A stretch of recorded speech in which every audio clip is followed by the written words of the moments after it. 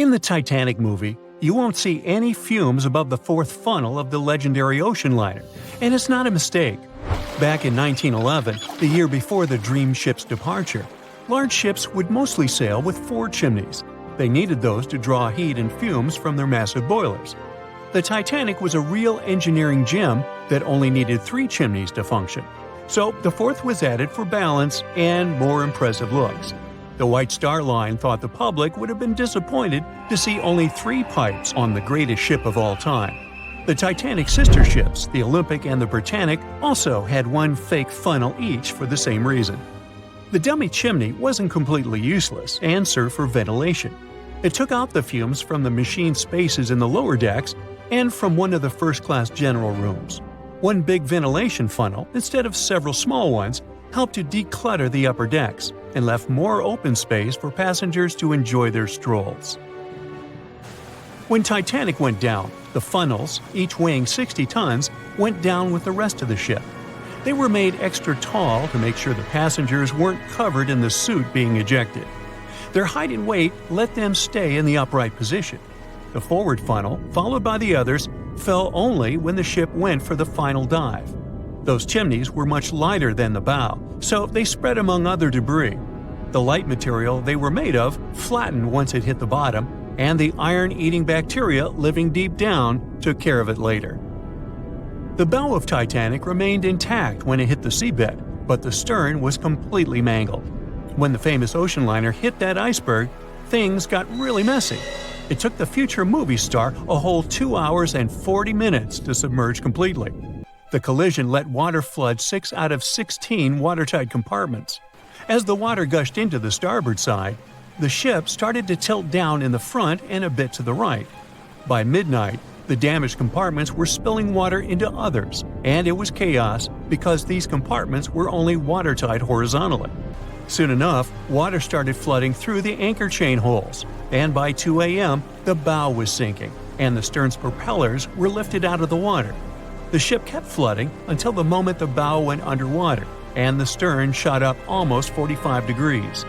The weight of those massive propellers stressed the ship's midsection. The steel just couldn't handle it and failed. Survivors described that moment as some loud noise, like breaking china or falling gear. That was the Titanic's upper structure giving in. By 12 past 2 a.m., the bow and stern were only connected by the inner bottom structure. Minutes later, the bow, weighing almost 16,000 tons, broke loose from the stern. The stern rose sharply to an almost vertical position and started sinking slowly. By 2:20, it disappeared underwater.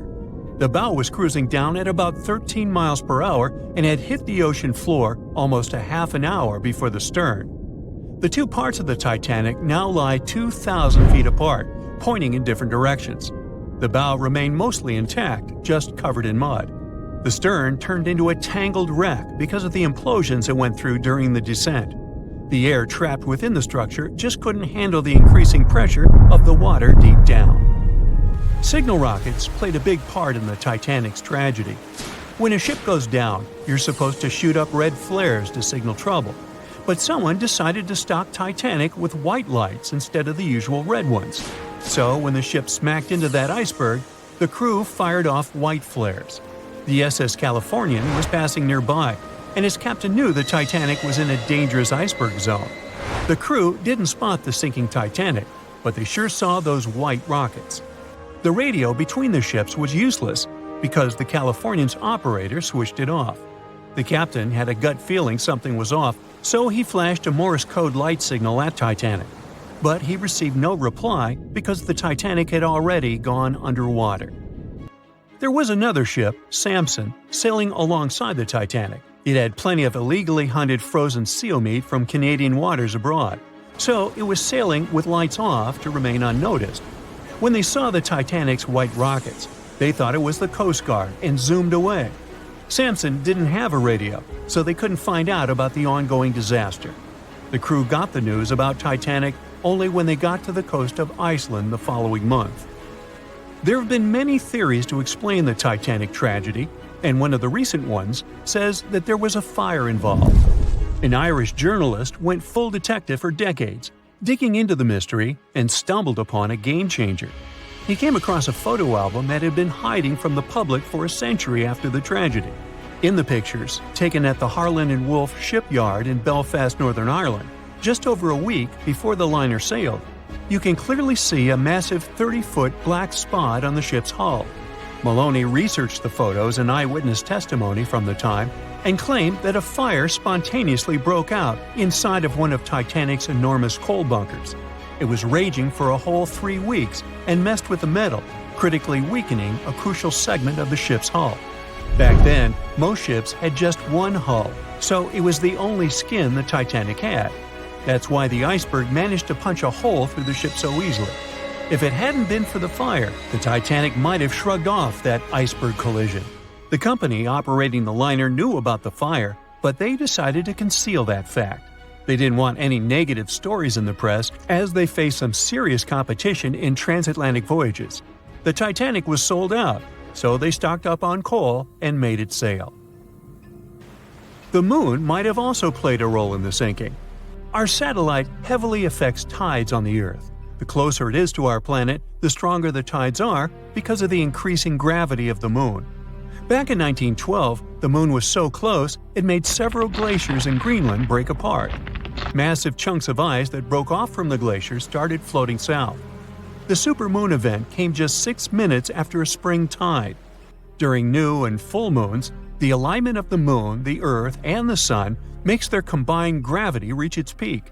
And the day before, our planet had come the closest to the Sun that year, which made the gravity even stronger. This mixture of events created perfect conditions for one of the most powerful tides in history. It created the perfect conditions for the icebergs breaking off from Greenland's glaciers to move freely. Opponents of this theory say that the difference in tidal force wasn't actually that big, and it couldn't have been the main cause of the sinking. The iceberg tore down the side of the ship, leaving a huge opening in the hull. It wasn't a continuous rip, and damage was caused in several places. Some experts believe the ship would have survived the iceberg if it had hit head-on. The Titanic had watertight compartments designed to prevent flooding in case of a collision. Only the first 3 or 4 of these compartments would have been flooded. This could have helped save a lot of lives. Supporters of this theory put the blame for the disaster on First Officer William Murdoch. Huge, fast-moving ships don't just turn in a matter of seconds like a speeding car. It takes minutes. When Murdoch realized the collision was inevitable, he tried dodging left to avoid a direct hit. But despite his efforts, the ship still collided with the iceberg. You know the rest. It's 2018. You get up early in the morning to go ashore and catch some fish. You come to the spot you were yesterday, throw the hook into the sea, and wait. The float is twitching. You've caught some fish, but hey, hello? Why aren't you doing anything? Right now, you don't care about the fish. You're looking at something in the distance. You open your mouth in surprise since you see a huge ship stuck on a shoal. It wasn't here yesterday, so it got here at night. Okay, it'll probably sail away sooner or later. You fish for a few more hours. During this time, you observe the ship and notice no movement there. Is it empty? Boats and the Coastal Service are sailing from the shore to the vessel. You decide to check it out too. You get in your old boat and go there. The mist descends to the water, making the ship look creepy. The colossal vessel is rusty and empty. But where is the whole crew? And how did it get there? The Coast Guard comes on board. They search the hold, the cabins, and the upper deck. There's someone's stuff, some remnants of food supplies, notebooks, and clothes. Everything suggests the crew has disappeared for some reason. Fishers who noticed the vessel first didn't see anyone coming down from the board. No radio signals were sent to the port, and no one reported about the ship. It appeared here from nowhere. The only chance to get any information is to look at the number and name of the vessel. This is Sam Ratulangi, PB 1600. The Coast Guard checks the information, studies the data of all the country ships, and no way. One company built the boat in 2001 in Indonesia. People used it to transport heavy loads across the seas around Asia. The ship had been properly operating for 8 years. People were delivering industrial goods to different points in the region, but something went wrong. In 2009, Sam Ratulangi was sailing near the coast of Taiwan, and that's it. There were no further records about it. There were no reports in any port. Everyone thought it must have drowned, so no one had been looking for it for years. And then, 9 years later, it appears here, big and rusty, off the coast of Myanmar, without sailors, without fuel. An investigation starts. City services are trying to find out the names of all the sailors working on the ship and find clues that would lead to solving this mystery. They also hope the ship owner will appear soon. They find 2 tow ropes on board. This means that some other ship towed Sam Ratulangi to this place. Then they identify and find 13 crew members. These people say they wanted to reach the factory in Bangladesh to repair Sam Ratulangi. Another vessel helped tow the ship, but then 2 cables tore off, and a storm began. No one wanted to stay on board during such weather, so the crew members left it. No one knows what the ship has been doing for the last 9 years, and how it was possible without people on board. And here's another, much more mysterious ship story. On February 16, 2020, locals found a large cargo ship stuck on a rocky shore off the coast of an Irish village. The boat looked rusty, with holes in the hull and rotten parts. People hadn't seen this vessel the day before, so it appeared there at night. The last time people saw the Alta cargo ship was a few months earlier, thousands of miles off the coast of Ireland. That day, the Alta was sailing in the waters of the Atlantic Ocean. Another ship, the MS Protector, noticed it. MS Protector crew members tried to contact the ship, but received no response. The people on board realized that they were facing an empty vessel. And then, 5 months later, it appeared near the coast of Ireland. There are more questions than answers in this story, but we managed to find something out. In 2015, the Alta appeared and disappeared from the radar several times. Any ship has an internal tracking system, so people can track its route using satellites. But Alta crew members often disabled this system. Perhaps they were engaged in some illegal activity. Anyway, in 2017, the ship often sailed between the ports of Greek islands. Then, the tracking signal disappeared and appeared only 10 months later, off the coast of North Africa. During this time, the ship changed several flags. In September 2018, the Alta was southeast of Bermuda and headed for Haiti. Then, the crew started facing problems. First, the main engine failed right in the middle of the Atlantic Ocean. The ship began to drift. Several days passed, but the crew members weren't able to repair it. They began to run out of food and water supplies. The situation got even worse when they found out that a hurricane was approaching the place. Fortunately, they managed to contact the U.S. Coast Guard. A helicopter flew to the Alta on October 2nd to bring them some supplies. There was enough food for several days. Then, a rescue boat sailed to the ship. It evacuated all the sailors and delivered them to Puerto Rico before the hurricane. The Alta had to drift alone in the ocean. After a while, another ship approached the Alta to tow it to the shores of Guyana. But at this moment, everything went wrong. Someone stole the boat, disabled the tracking system, and sailed away in an unknown direction. After almost a year, the MS Protector found the empty Alta in the waters of the Atlantic Ocean. And then, 9 months later, the ship without a crew sailed to the shores of Ireland. How did it manage to travel across the Atlantic and get to the coast of Ireland? It's still a mystery. Maybe it was just luck. No one else saw the ship all this time. It was just covering huge distances, surviving storms. Who's the captain? What happened to the thieves? Who owns the ship now? One day, someone called the village administration and introduced themselves as the vessel owner. But that unknown person didn't provide any evidence. They found several barrels of oil on the ship, which they took away by helicopter. The Alta was rusting. Corrosion of metal could damage the environment. The vessel had no commercial value, yet it would have taken millions to get rid of it.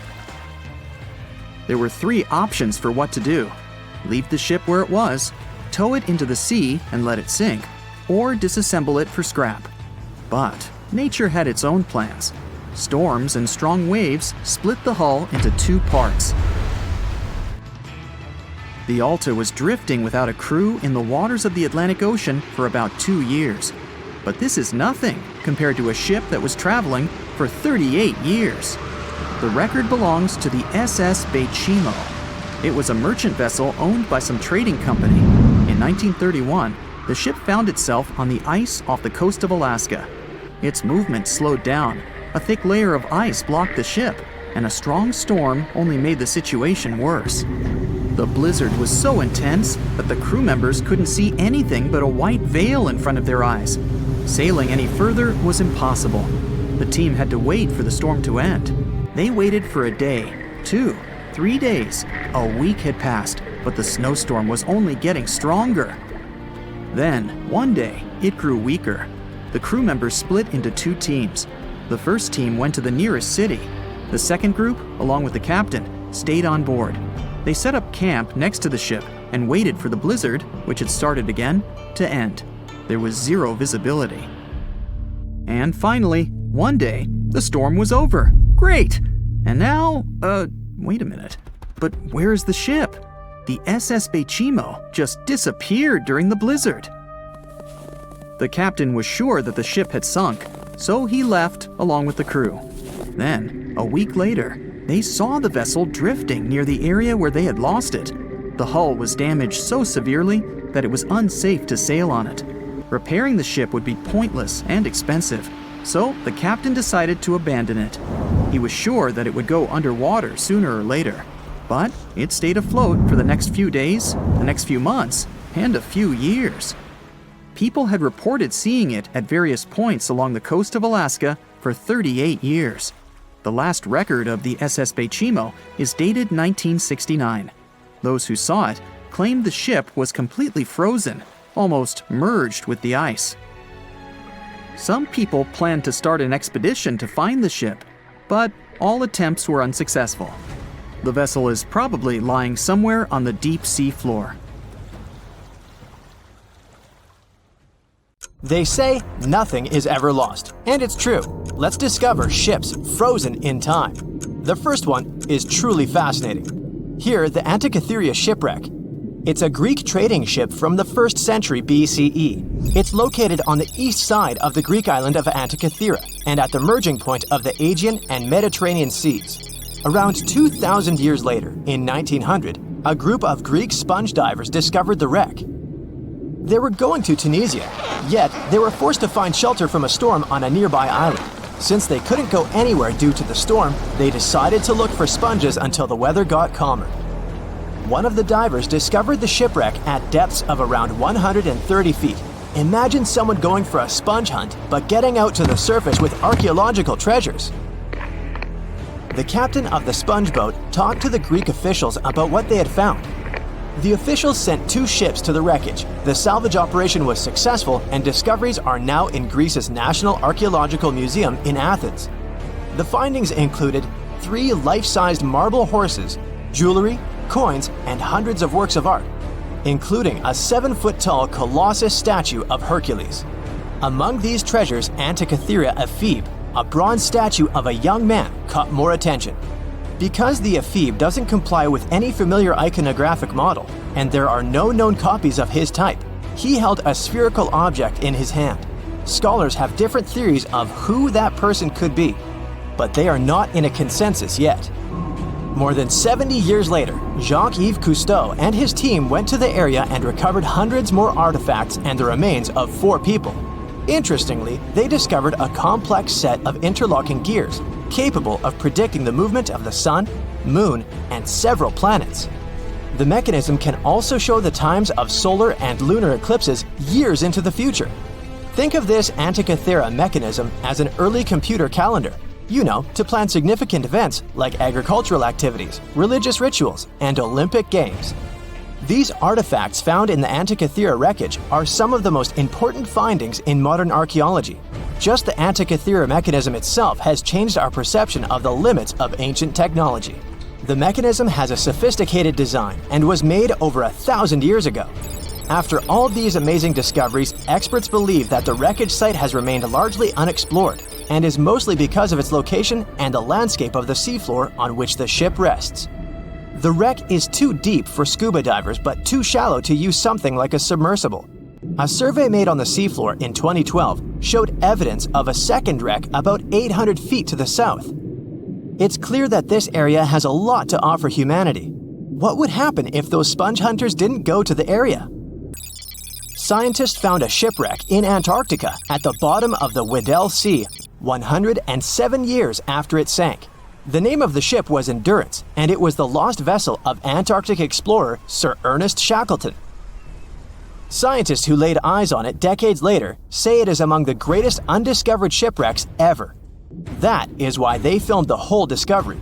The video shows the remains of the Endurance and proves it is still in remarkable condition. It has been sitting in 10,000 feet of water for over a century, yet it looks like it sank very recently.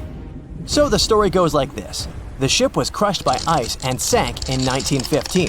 Shackleton and his crewmates had to escape by themselves in small lifeboats. From then on, it was all about survival. Shackleton imagined to get his crew to safety. Then, the ship sank. Yes, this is a pretty impressive story. But why did scientists prize this ship? Firstly, Shackleton's Imperial Trans-Antarctic Expedition sailed to make the first land crossing of Antarctica. Yes, the crew was trapped in ice, but the intention was important. Secondly, it's about the challenge itself of finding the shipwreck. The Weddell Sea is almost always covered in thick sea ice. You know, the same ice that made the Endurance sink. Getting near the presumed sinking location is super hard, let alone being able to conduct research. Experts of the modern expedition team foresaw the time when the lowest extent of Antarctic sea ice would come using satellite images. They realized that the weather was in their favor to start an expedition. Dr. John Shears said that they have successfully completed the world's most difficult shipwreck search, fighting against constantly shifting sea ice, blizzards, and temperatures decreasing to -0.4 degrees Fahrenheit. Yeesh, I can't imagine the worst conditions in Antarctica if these conditions are in their favor. Lastly, look at this. It's timbers. They're very much intact. Plus, you can read the ship's name. It's still visible. Marine archaeologist Menson Bound says that this is the finest wooden shipwreck he has ever discovered. He has 50 years of career experience, so I believe the guy. So how come the wood is not rotten? Dr. Michelle Taylor, a deep-sea polar biologist, said that there has been little wood deterioration because the wood-munching animals are not in this forest-free region of Antarctica. Workers of a coal mine in East Serbia discovered 3 shipwrecks that had been there for at least 1,300 years. The largest shipwreck is an ancient Roman fleet. It's around 50 feet long with a flat bottom. It's estimated that the ship could carry a crew of 30 to 35 people. Looking at its hull, you can see the marks of repairs. Wow, this one had a lengthy career. You know, it gives us insight into more than 1,000 years ago.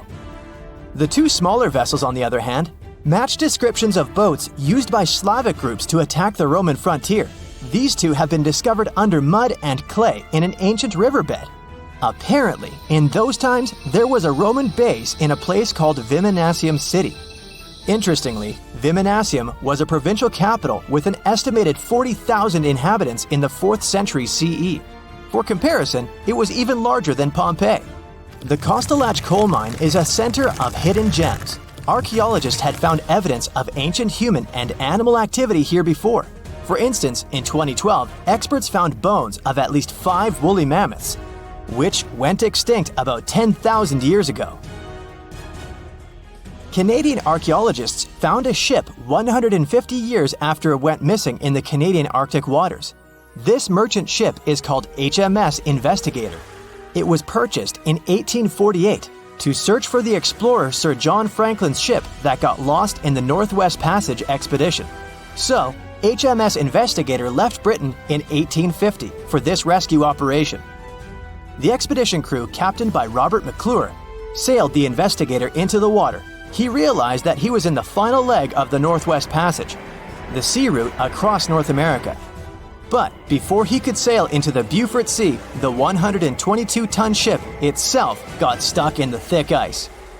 The crew spent the winter over the Prince of Wales Strait.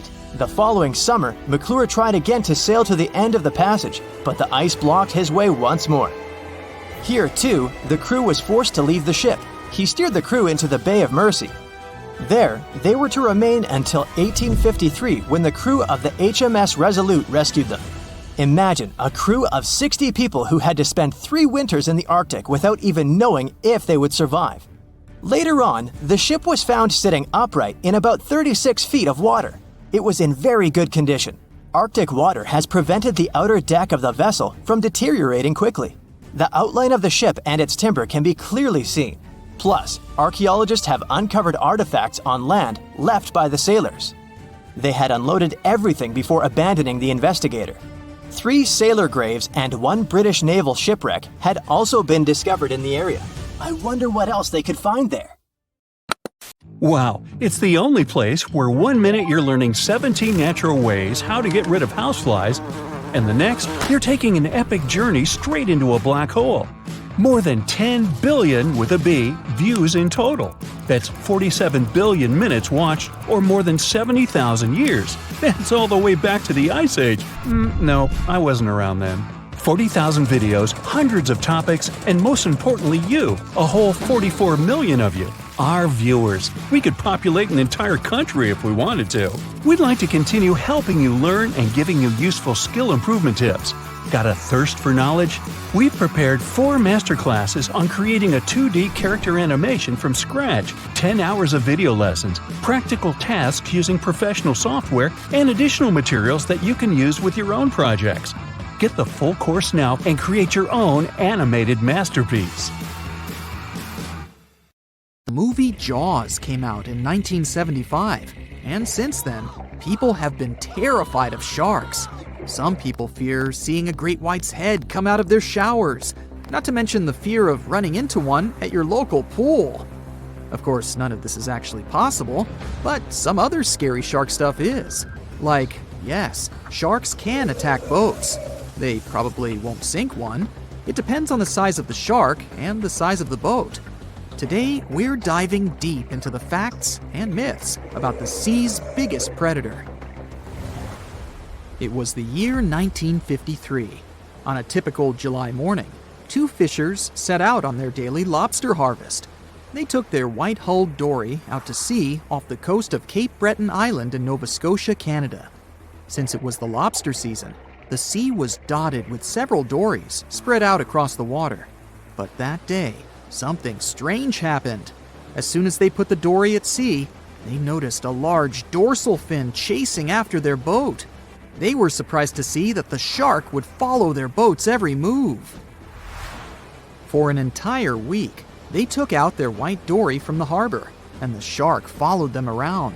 Until one morning, as the men were alone at sea, the shark charged at full speed at the boat and smashed a 7-inch hole in its bottom. The boat turned over, and both men fell into the water. The shark didn't come after the men, though. Instead, it swam away and disappeared for good. To clarify, a dory is a small, fragile boat usually measuring 16 to 23 feet long. So how long did that shark need to be in order to sink it? Well, as soon as the boat was retrieved from the ocean, researchers found something interesting. One of the shark's teeth was found stuck in the hull. According to Harvard experts that analyzed the tooth, it most certainly belonged to a 12-foot white shark that weighed around 1,200 pounds. One thing intrigued scientists a whole lot. The great white didn't seem to be interested in the man aboard, but rather in the boat itself. The question is, why? Some people suppose that this great white followed the dory around because it was white, and the animal probably thought it was some big white mammal. It's not the first boat a shark has attacked. You see, sharks don't attempt to sink boats because they're mean and evil. Rather, it's due to murky waters and hard materials that make them mistake inanimate objects for their usual lunch menu. But that's not what we've learned from popular culture. In Jaws, the protagonist shark managed to poke several holes in the orca as it rammed the boat. The orca was a Nova Scotia-style fishing boat made out of wood planks. It wasn't a huge boat, so it seemed plausible that a great white could ram it. But, according to Mythbusters, that's very far from the truth. A great white swimming at its maximum speed wouldn't be able to take down a medium-sized fishing vessel. The same goes for bigger boats. Some bull sharks or great whites can turn over smaller vessels though, like kayaks or small boats. If this happens, it's most likely because they think it's a sea mammal and nudge it before taking the first bite. No scientist can say for sure why they do this, only that it's usually a misunderstanding on behalf of the animal. The Shark Research Committee, a nonprofit scientific research organization, has documented a lot of shark attacks on inanimate objects and is trying to answer that question more thoroughly. So far, they've observed several attacks on objects such as crab trap buoys and inflatable float bags. The website has also registered 2 famous attacks on boats. The first one happened in 1959, and a shark left a tooth on the hull of a boat. Researchers later identified it as belonging to a 12-foot great white. The report of the other attack, which happened in 1989, claims that a boat was circled by a great white before the animal swam at the vessel at full speed and hit the boat several times. Of course, those who suffer the most from shark attacks and encounters aren't boats, it's surfers. As far as we know, surfers look like giant wobbly seals from the shark's perspective. According to the Shark Research Committee, there have been 41 confirmed shark attacks on surfers on the west coast of North America over the course of the last century. So, should we be so afraid of sharks after all? Let's learn more about these magnificent sea creatures. Off the top of your head, how many shark species can you name? 4, 8, 10? Well, there are over 500 species of sharks swimming in the ocean. They vary from tiny specimens, about the size of a human hand, to up to 39-foot-long creatures. The largest species of shark are actually not great whites, but whale sharks. And even those are small compared to the great megalodon. This ancient creature that lived around 20 million years ago reached an unimaginable length of 60 feet. By comparison, that's the same as 2 to 3 buses placed one after another. I wouldn't swim in megalodon-infested waters even if you dared me, that's for sure. We know that sharks are very good hunters, but why is that so? Their bodies seem to have been strategically built for speed. Instead of having a bone skeleton, like us humans, sharks have a cartilage skeleton, which makes them much lighter and also super fast swimmers. Each species of shark hunts depending on its nutritional needs. So, shark species that grow to an average of 3 feet have a diet based on fish. The ones that grow bigger start feeding off of bigger sea animals, such as sea lions and seals. Throughout their lives, some species of shark can shed over 30,000 teeth. Unlike humans, who are born with a set number of teeth in their jaws, sharks have an apparently limitless supply. In their defense, they do lose teeth pretty easily, as they can easily get stuck in their prey, for example. They also have multiple rows of teeth. The jaws of a great white can contain up to 7 rows of teeth, and can grow to be more than 6 inches long. And since we're speaking of great whites, the most feared shark species roaming the oceans, this is ray. Ray is an adult white shark. He can swim up to 50 miles a day, so he needs a lot of fat in order to keep his body functioning. Funny thing about Ray, when he opens his jaws to hunt, his eyes roll back together with his head, so his sight is hindered when he's taking a bite. Now, he does like it when the water is murky and underwater visibility is low. That's because it makes it harder for his prey to spot him coming. These conditions can make it easier for him to grab that yummy seal. But this can also make it easy for him to mistake a random boat for lunch and end up scaring some humans. Some Hollywood movies love to portray sharks as having superpowers.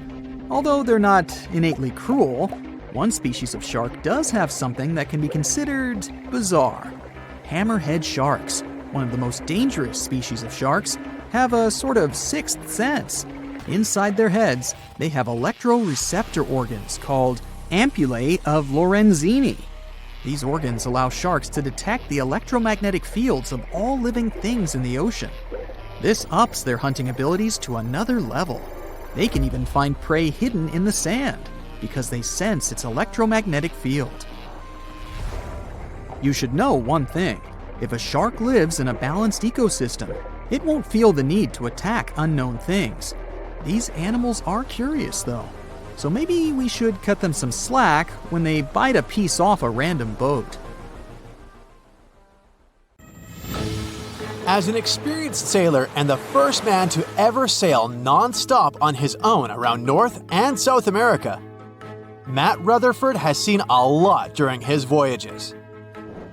But what he saw in 2013 while sailing through the waters of the Atlantic with his colleague surely stands out. Some 800 miles off the coast of Bermuda, not far away from the famous Bermuda Triangle, they noticed a boat that seemed to be moving by itself. The sails weren't up and the motor wasn't running. The sailors decided to check if there was someone who needed their help aboard, so they moved closer to the mysterious ship. Once they got there, things only got weirder, as they realized there wasn't a living soul aboard. Rutherford started filming to document their discovery. The boat looked so awfully abandoned that they expected to find some pretty scary things in there. But it didn't stop Rutherford from searching the vessel. The boat, which turned out to be named Wolfhound, looked like an upscale one, probably costing hundreds of thousands of dollars. It was pretty weird to find it floating by itself in the middle of the ocean. It seemed like whoever abandoned it was leaving in a rush. There were clothes and other personal belongings all over the main cabin. Some parts of the ceiling had fallen and some drawers had popped open. The brave sailors decided to tow the ghost ship back to Bermuda. It wasn't easy because Wolfhound was bigger and heavier than their boat. After days at sea, the crew was running low on fuel and asked a passing freighter to stop and give them some gas. They kept pulling Wolfhound until the tow line got wrapped around the rudder and they realized they could get stranded in the Bermuda Triangle. So they had to abandon the ship. What really happened and how Wolfhound ended up in the middle of the ocean will probably remain a mystery. Rumor has it that it belonged to a member of the Royal Irish Yacht Club. The ship was going on its first voyage from Connecticut to Bermuda and then Antigua. It got in a terrible storm around 400 miles away from Delaware. The winds were so strong that the yacht suffered 2 knockdowns. A Greek cargo ship rescued the crew. They left the ship with an emergency beacon on. The rescued crew members shared that they saw the ship sink, which only adds more questions to the story. How did it get back to the surface? Does the Bermuda Triangle have anything to do with that? Christopher Columbus himself reported some unusual compass activity going on in this mysterious area while he was on his way to the New World.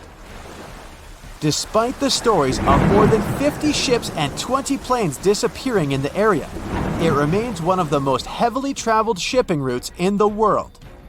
Some skeptics believe that this fact solves the Bermuda Triangle mystery. It could make sense because the busier the area, the more accidents happen there. But then again, it's not the number of disappearances that makes the place so mysterious. It's the lack of explanation and wreckage lost for good. The first ever confirmed ship to vanish in the Bermuda Triangle was the USS Pickering. In 1800, it departed from the US on its way to the West Indies. The ship sailed into the Bermuda Triangle along with its 90-man crew. No one ever heard anything from them ever since. The popular explanation is that the ship was taken out by a storm. But because no one found any wreckage, we'll never know for sure. The largest ship that has ever disappeared in this mysterious area was the USS Cyclops. In March 1918, carrying a crew of 306 people, The USS Cyclops left Barbados and headed home to Baltimore. The ship passed through the Bermuda Triangle on its journey and vanished into thin air, or rather, water. The Cyclops never sent any distress signal and disappeared without any explanation or trace. The Bermuda Triangle isn't the only place in the world where ships go missing or mysteriously resurface. One of the most famous ghost ship stories would be of SS Beijimo. The large cargo steamer was built in Sweden. On October 1st, 1931, it got caught in pack ice. The crew decided to wait it out and managed to break free after a couple of days, only to get trapped again in less than a week. This time, they didn't manage to make it out. A rescue team went by air to save 22 of the crew members. 15 other members stayed in a wooden shelter they built not far away from the ship. Their plan was to wait out the winter and get back aboard. At the end of November, a strong blizzard was rushing through the area. When it was over, Beijimo seemed to have gone away with the storm. The captain decided it must have broken and sunk, but a few days later, a local hunter informed them that he had seen the ship around 45 miles away from their camp. The crew managed to find the ship and took the most valuable cargo from its hold. They had fears that Beijimo wouldn't live through that rough water, but it did manage to survive after all.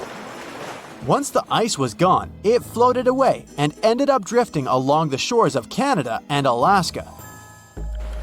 Many people reported seeing the ghost ship in an open sea. Some even tried to board it to save the ship, but the weather didn't allow it to happen. The last time someone saw SS Beijimo was in 1969, 38 years after its crew had left it. It could still be drifting somewhere in the ocean. The story of MV Hoita happened in the South Pacific. The ship was originally a wooden luxury yacht. After serving for 20 years to various owners, it became a merchant ship. In 1959, it set on a trading voyage that was supposed to last around 2 days. When it didn't reach its destination on time, no one was worried at first, as things happen in the open waters. After another day, and no distress signals from the Hoita, it was obvious that something serious was going on with it. There were 25 people aboard, and their families wanted to find them. A search and rescue crew worked for 6 days looking for the ship, or at least its wreckage, in an area of nearly 100,000 square miles. That's 1.5 times as big as Florida. Sadly, the mission had come back with no results. It seemed like Hoita had disappeared without a trace. A month later, another merchant ship noticed Hoita drifting in the ocean, miles and miles away from its original route, and none of the crew members or passengers were on board. The cargo had also disappeared. The lifeboats were also gone, so the people must have escaped the ship hoping to save themselves. It turned out that the crew had been trying to get help as they tuned the radio to the International Distress Channel. But the damaged cable didn't let them send the signal any further than 2 miles. It also looked like when they were leaving the ship, the crew took the logbook with them, and we still don't know what exactly happened to Hoita. Family members of those who were on board are still looking for answers. One professor claims it must have been a corroded pipe that leaked and flooded the vessel, but we'll most likely never know for sure. In the Pacific Ocean, near Japan, there is an area nicknamed the Devil's Sea.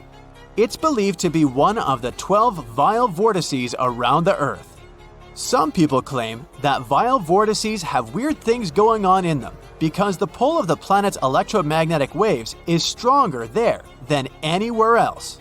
The most famous ship that disappeared in the area was a fishery patrol vessel in 1952. The ship went there to investigate the vessels that went missing previously and disappeared along with 31 crew members. Scientists who don't believe it was a mysterious disappearance blame the underwater volcano eruption for what happened.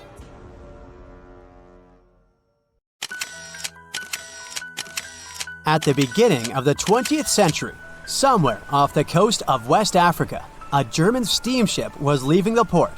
Suddenly, the weather got worse, and the vessel entered a thick fog. The sailors ran aground on a sandbank close to the shore. Luckily, no one was hurt, and they were even able to save their precious cargo. But the ship was stuck in the sand for good. And it was not alone there. Nearly the entire length of the western coast of Namibia is called Skeleton Coast. If the name sounds scary, that's because it is. This 976-mile-long beach line is among the most dangerous places on Earth. The local Bushman tribes believe that their supreme deity made this land when it was angry. The Portuguese were the first Europeans to set foot in Namibia in the 15th century. And yep, they didn't like Skeleton Coast either.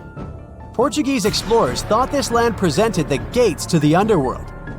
This is the place where the Namib Desert meets the Atlantic Ocean. It might be dangerous, but it's actually beautiful. Plus, it's a UNESCO World Heritage Site. If Skeleton Coast had a PR manager, they would quit on the first day on the job. The area is not exactly tourist-friendly because of its geography and history. Beneath the sand and the waves, there is a secret ocean currently lurking for unsuspecting sailors. It's called Benguela Current. It flows towards the north along the coast of southern Africa. This part of the Atlantic is rich in marine life, but the current's land neighbor isn't that happy with the deal. This arid climate created the Namib Desert, one of the driest regions on Earth. And that marine life I just mentioned? It's sharks. 11 species of them to be exact. And yes, the great white decides to pop by once in a while. So far, we've got a desert landscape, strong currents, and sharks. Not a place for a beachside resort, definitely. But if someone ends up on Skeleton Coast, will they know they're in danger? Don't worry, they will. The beach is littered with wrecks of all sizes and shapes. If you remember that German ship I mentioned in the very beginning, its massive and rusted stern is now sticking out from the desert sand. There are some 500 wrecks in total scattered along the coast, and it's a mixed crowd, from Portuguese galleons centuries old to ships that ran ashore here in the 21st century. A modern fishing ship called Zela India managed to slip from its tow rope in 2008 and ended up on Skeleton Coast. Okay, it didn't escape on its own, it had some help from the elements. But it's better to be a tourist attraction on a beach than to be broken up for scrap. That's where the trawler was originally going, poor thing. Skeleton Coast's most famous inhabitant, to call it such a place, is the wreck of the Dunedin Star. The British cargo liner ran aground here in 1942. The massive rescue operation that followed reveals why it's so dangerous for sailors to end up here. The rescuers managed to save all of the crew and passengers, but at a heavy price. An aircraft and a tugboat were lost in the process. It took the last of the rescuers a full 2 months to return home to Cape Town. Why, you might wonder? One look at the map of the region reveals the reason. It's an endless sea of yellow, which is the sand. There are so few roads here, so Skeleton Coast is hard to reach by land. There are also legal obstacles. You need a special permit to drive into the area. But the skeletons in the name of the area don't only refer to ships, they also stand for animal bones. Most of these belong to whales and seals. Many animals have adapted to the area, so lions and hyenas roam the coastline in search of a meal. Yeah, now there are hungry lions as well, as if those sharks weren't enough. Other animals with a temporary residence on Skeleton Coast include elephants, cheetahs, leopards, and giraffes. In 1971, the Namibian authorities established a national park here, but except for surfers, after an adrenaline rush, they don't get many visitors. You can understand why. The Namib Desert is the oldest desert in the world, and it's not very tourist-friendly either. Those who travel to the region should pack sunscreen and a warm winter jacket. A weird combo, right? Well, not so much when you think that during the day, temperatures soar over 110 degrees Fahrenheit. At night, the air temperature drops below freezing. What a climate roller coaster! And that's not the final danger. Yep, there's more. Remember how that German ship got lost in thick fog? Yeah, it wasn't a one-off event. Because of the region's climate, fog shows up frequently. Sailors should cover their ears now, but this fog is actually good for wildlife. This is their only source of water in the Namib Desert. Reptiles and mammals have adapted to the harsh climate. They use as little water as possible. Shifting sands, thick fog, strong currents, lions, and sharks.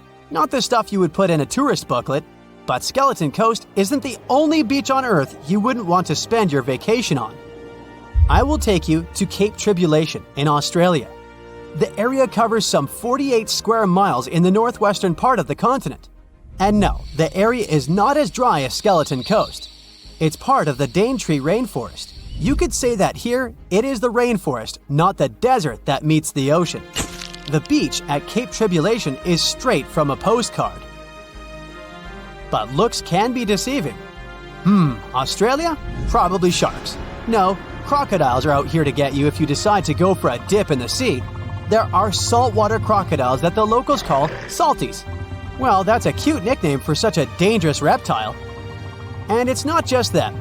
The wildlife seems to have a beef with visitors. From October to June, the waters around Cape Tribulation are full of box jellyfish. Their venom affects the human cardiovascular system. When touched by a jellyfish out at sea, swimmers won't have enough time to reach land for help. Vinegar helps neutralize the sting, so you might want to keep a spare bottle in your luggage. Crocodiles and jellyfish sound dangerous, but there's one more animal you should look after. It's the wild boar. It might sound funny, but you won't laugh when you're being chased by one of these across the beach. 21 million wild boars live in Australia. They're mostly active at night, making it even more dangerous if they charge at you. The best defense is running in circles. Wild boars can't cut corners well. That's probably why we don't see many of them taking up careers as race drivers. Cape Tribulation has one last danger installed for you, and it's not an animal. Out here, even the trees are plotting against visitors. The stinging tree got its name for a reason. If you try to pick one of its beautiful red berries, it'll fight back. Its prickles are like tiny glass shards. The less than pleasant effect on your skin will last for a month. Then there is this wait-a-while bush. Who keeps naming them like this? This long vine has spikes that grab hold and just don't let go. They are so strong they can pull a human off a horse. You'll have to wait for someone to come by and save you from this thorny grabber. If you are about to cross this Australian beach from the vacation list, hold on for a second. Tourism is booming here. The local authorities have restricted access to all of the danger zones. Visitors go swimming in dreamy water holes that are surrounded by lush vegetation. There are even ropes to swing from. Now, that's a beach you can finally relax on. There's a ship drifting somewhere in the ocean without a crew. The last time someone saw it was over 50 years ago. Its story reminds of that of the Flying Dutchman, a ship that's bound to sail forever and bring disaster to whoever sees it at sea. At least the legend says so. Unlike the Flying Dutchman, the SS Bay Chimo was definitely real and built for a German company in Hamburg and began as an ordinary cargo ship. It was trading supplies between Hamburg and Sweden in the Baltic Sea starting from 1914. It had a strong steam engine and a hull made of steel. A few years later, it became British property. Then, in the 1920s, a Canadian company purchased it for around $18,000, a huge amount of money back then. The new owner, the Hudson's Bay Company, was actively using the ship for several years. They would often send it on voyages from its home port in Scotland to Siberia, Alaska, the Yukon, and the Northwest Territories. It also passed through the Panama Canal and even the Suez Canal, with fur pelts for sale on board. Sometimes it would also transport passengers. It had completed 9 successful voyages before this strip of good luck came to an end. Starting from the 1930s, SS Bay Chimo would have trouble with ice and storms. When it first got trapped in ice in October of 1931, some of the crew managed to escape to Alaska. 15 of 22 sailors decided to stay with their vessel and try to save it. They had furs and other valuable cargo worth around $58,000 aboard. The company sent them supplies to survive the winter.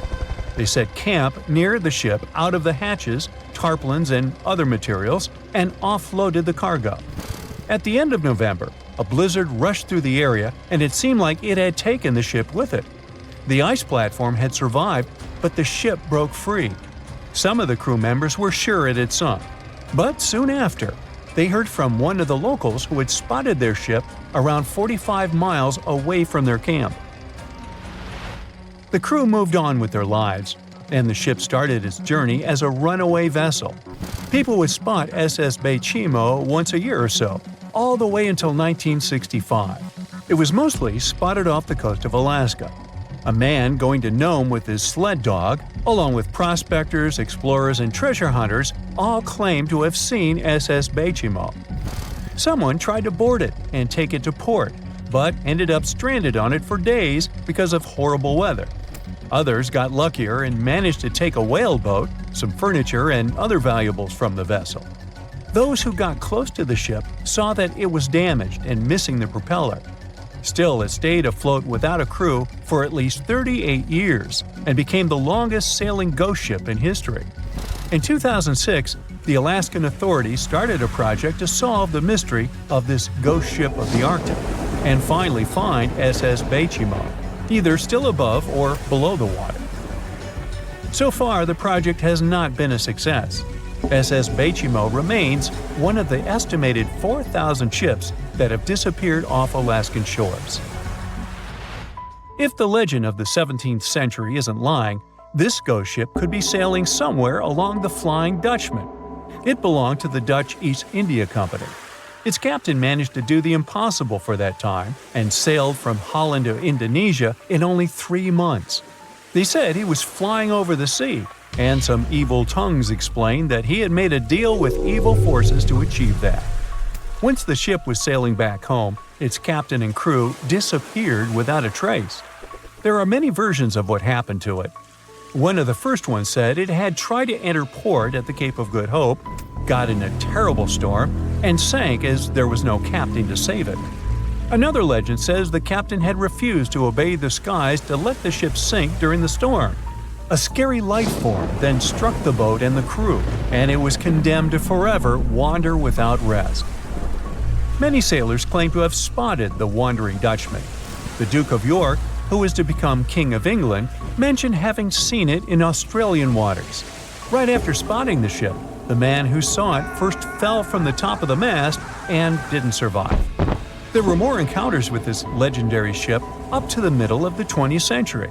Ships would nearly collide with it as the Flying Dutchman jumped out of the blue. Scientists have a more logical explanation for this mystery: Fata Morgana, not to be confused with Hakuna Matata. Now, when you're out at sea on a hot day and the air is all wavy, it feels like when you look at the road on a scorching summer day. That's because of something called atmospheric refraction. When light passes through different layers of air with different temperatures and densities, it bends and twists. Sometimes, under certain conditions, this bending of light can create really bizarre optical illusions over the ocean, like sightings of the Flying Dutchman. The Fata Morgana phenomenon can make distant objects appear distorted, stretched, or even lifted above the horizon. So you can see a ship far away, but because of the way the light is bending, it will look like it's floating above the water or even disappearing and reappearing. A Fata Morgana is most commonly seen in polar regions, especially over large sheets of ice that have a uniform low temperature.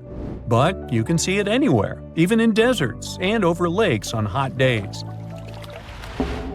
The first stories about ghost ships go all the way back to ancient Greek and Roman mythology. One of the most famous ghost ships in history is the Mary Celeste. This brigantine was traveling from New York City to Genoa and was fully stocked with provisions, but missing a crew when it was discovered in the Atlantic Ocean in 1872. The crew's personal belongings were also there, completely undisturbed. The final entry in their log was made 10 days earlier. We still don't know what happened to its crew, and the ship has inspired many spooky stories and legends.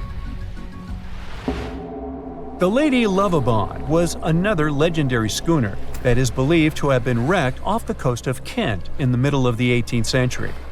The story tells that the ship's captain, Simon Reed, had just got married and took his bride on board for a celebratory cruise, despite the superstition that it could bring bad luck.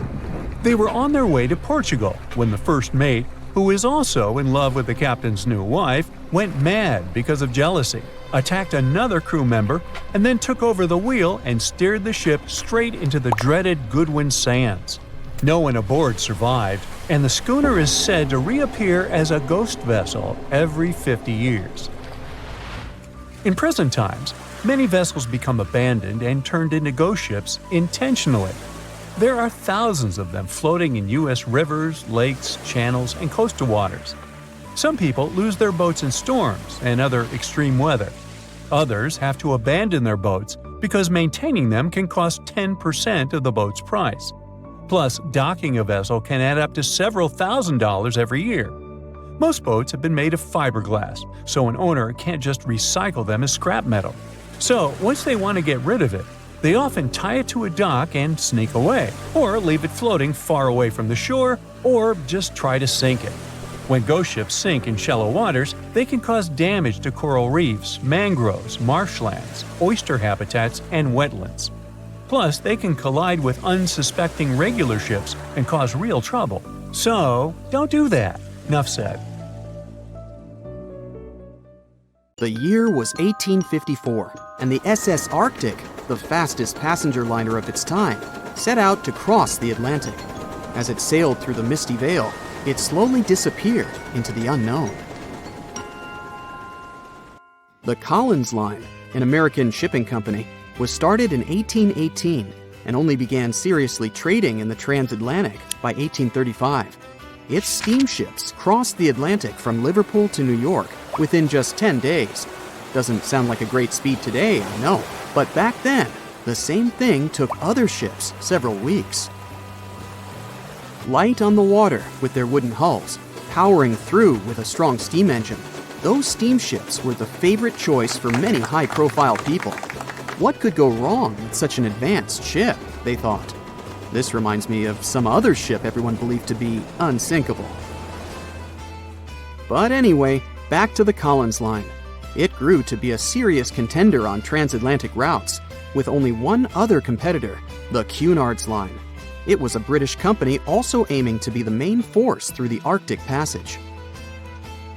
In 1835, the company received a new ship that traveled to Liverpool and came back to New York with the largest cargo ever at that time.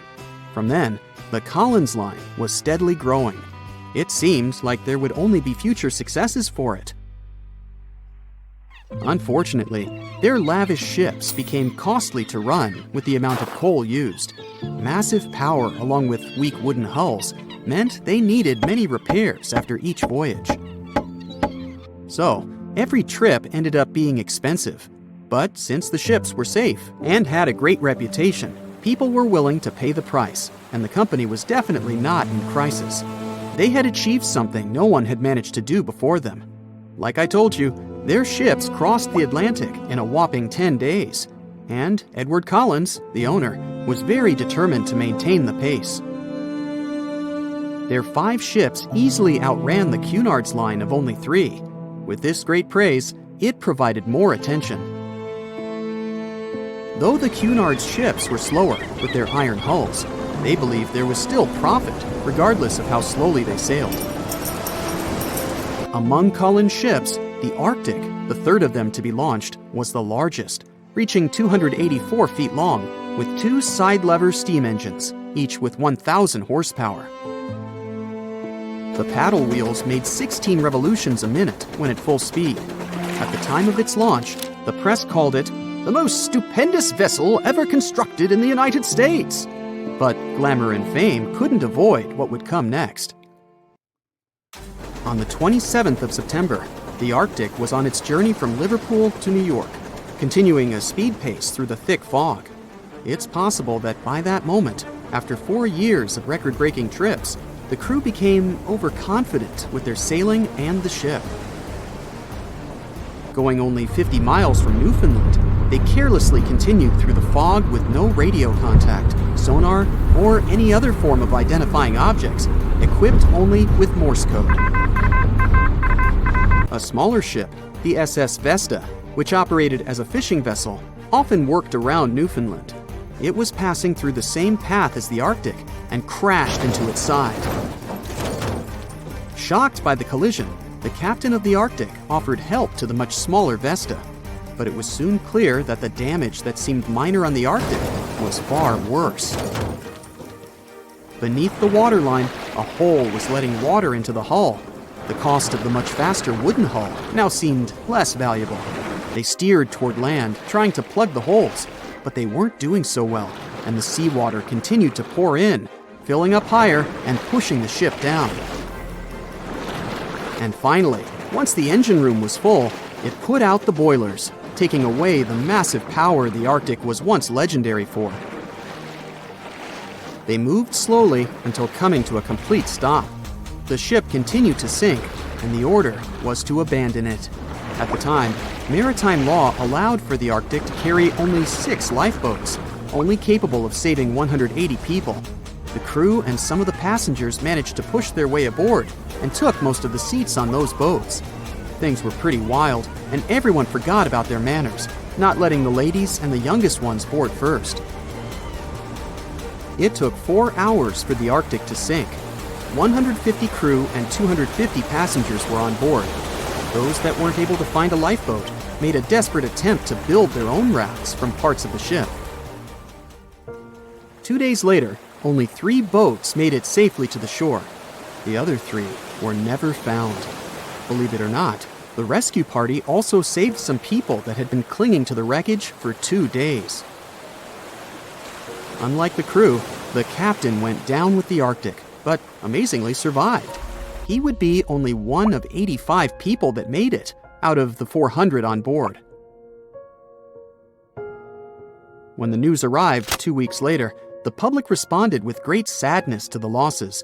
Great anger soon followed towards the poor safety measures in the crew. The press published demands to change the laws for more lifeboats. It only made sense to have enough for every person on board a ship. But they ignored those requests. This neglect would lead to more disasters in the future. Enough lifeboats would only come into maritime law some 60 years later, after the disaster of the Titanic. Edward Collins' wife and 2 children were also aboard the ship and didn't return. He was heartbroken, but didn't stop running his business. The Collins line still had a reputation to uphold, the biggest, fastest, and most luxurious on the Atlantic. Edward Collins would now build an even better ship than any other. It was named the Adriatic, and it was the largest ship in the world, 354 feet long. With 2 alternating steam engines that had never been built of this size. These steam engines at the time were at the height of engineering, though today you can only see them in models and toys. With the new addition of 2 masts, the Adriatic would also be able to sail if needed. Luckily, they made some lessons from the disaster of the Arctic. But before their new ship, the Adriatic, was built, another disaster had occurred. The sister ship of the Arctic had also sunk. They believed this second ship was desperate to stay in front of the Cunard's line and hit an iceberg somewhere during the race. This weird contest took the lives of 141 people. The desperation of Collins and his weakly built hulls pushed the company towards bankruptcy in 1858. The newly built Adriatic, costing over $1 million, had only made 1 voyage in the end. And even that voyage was considered a disaster. The ship collided with a tugboat. It still managed to finish its maiden voyage at a suitable time. After the company had gone bankrupt, they had to sell the ship for only $50,000. They removed the great giant engines, replacing them with only sails. Although it was once the greatest ship on the high seas, it was only 30 years later until it was abandoned, labeled irreparable, and anchored in a river. The other remaining ships were also sold and only used for parts. Edward Collins left the industry altogether, seeking work on dry land instead. As the Collins line was no longer in the mix, the Cunards would grow in strength. Without competition, they would win the Blue Riband for the next 30 years, and 180 years later, after producing hundreds of ships. They still have a constant presence on the seas as they provide transatlantic crossings, world voyages, and leisure cruises. To this day, the Cunard Line is the only one to run ships between Europe and America, and it's great proof that it's not always the fastest that's the best.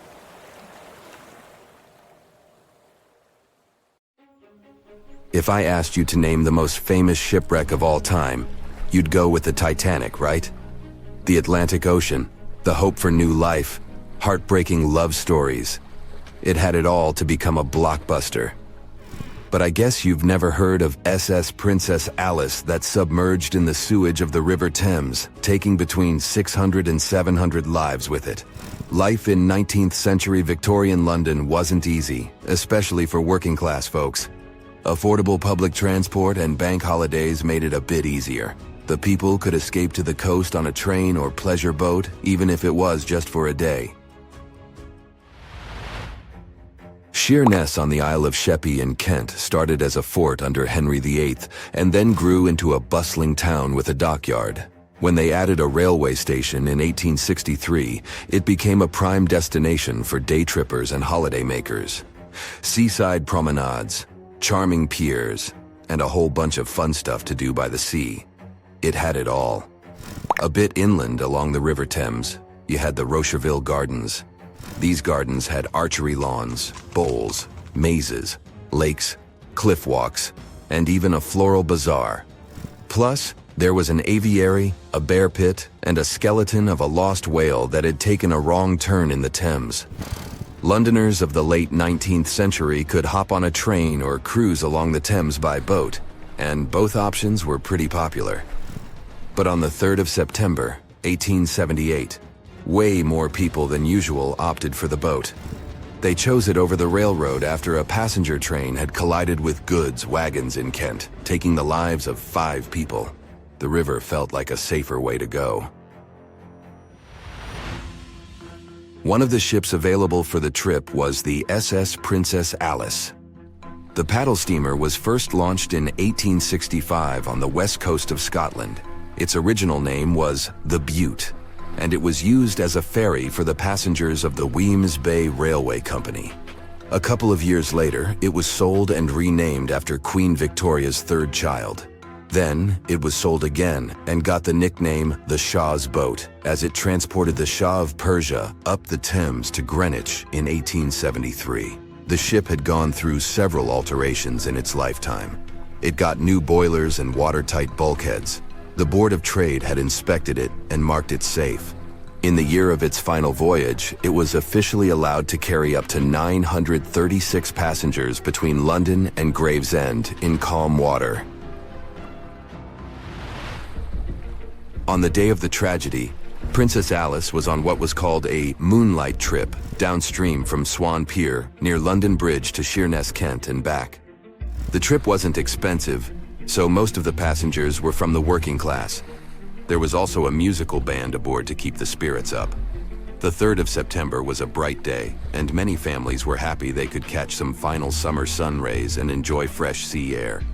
The then owner of the ship, the London Steamboat Company, had several vessels working on the route.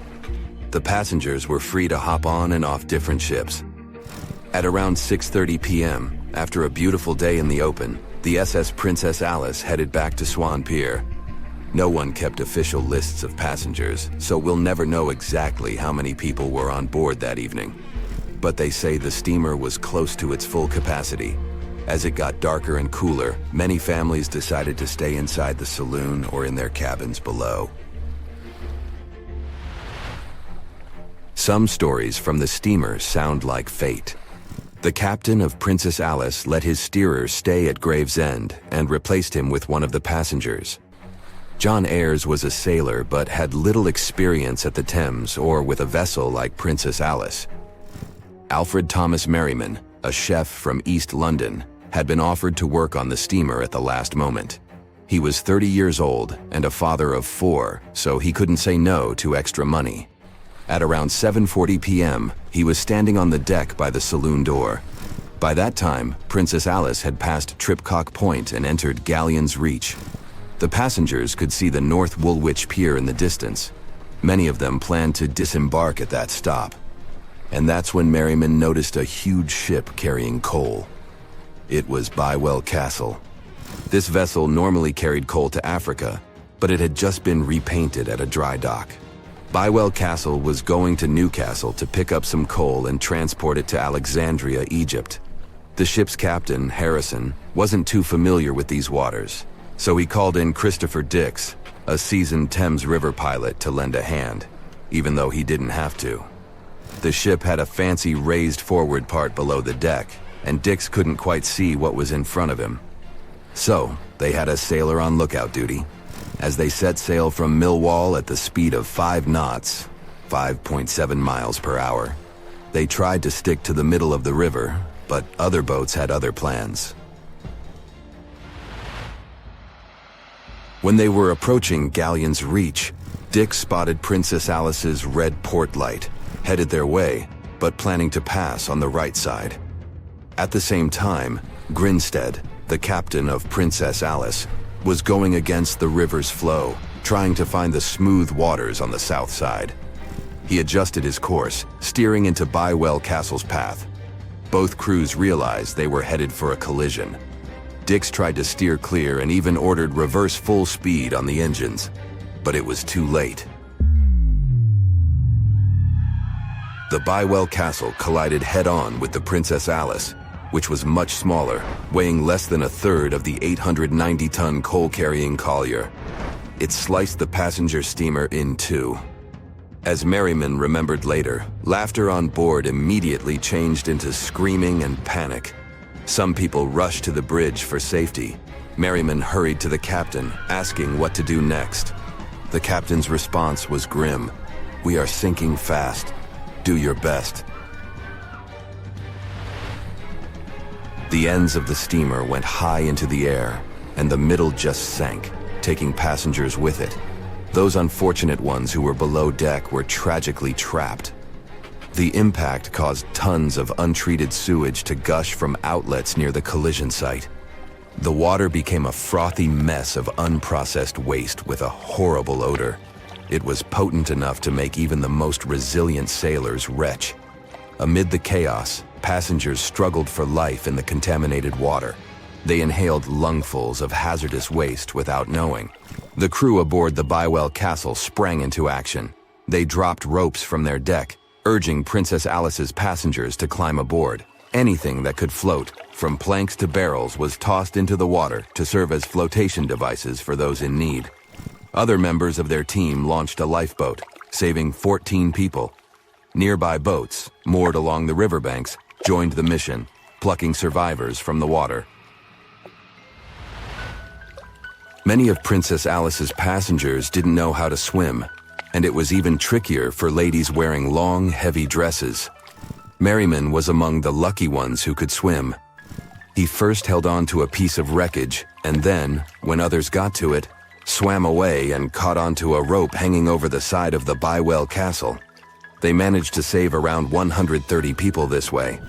Another survivor was Robert Haynes, who played in the Princess Alice band. He was fond of ships and had noticed the Bywell Castle a couple of minutes before the collision. He chose not to follow the rest of the band, who went downstairs for a break, and that saved his life. Princess Alice's sister ship, Duke of Teck, arrived 10 minutes too late to assist with the rescue efforts. Only 2 people who had been below deck or in the saloon managed to survive the collision. We still don't know the total count of lives taken on that day, but it's somewhere between 650 and 700. And what makes this story even more tragic is that it has been mostly forgotten. The moon shines brightly and illuminates the black water of the ocean. Thick fog descends on it in ominous silence.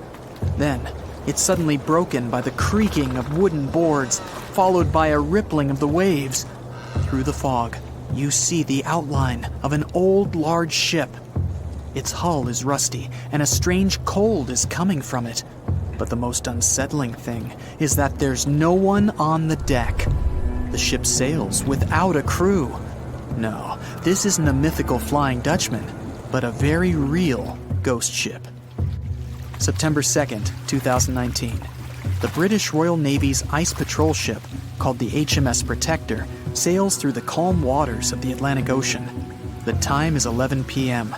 Some of the ship's crew are on deck, while others are sleeping in their cabins. The captain steers the ship and looks straight at the horizon.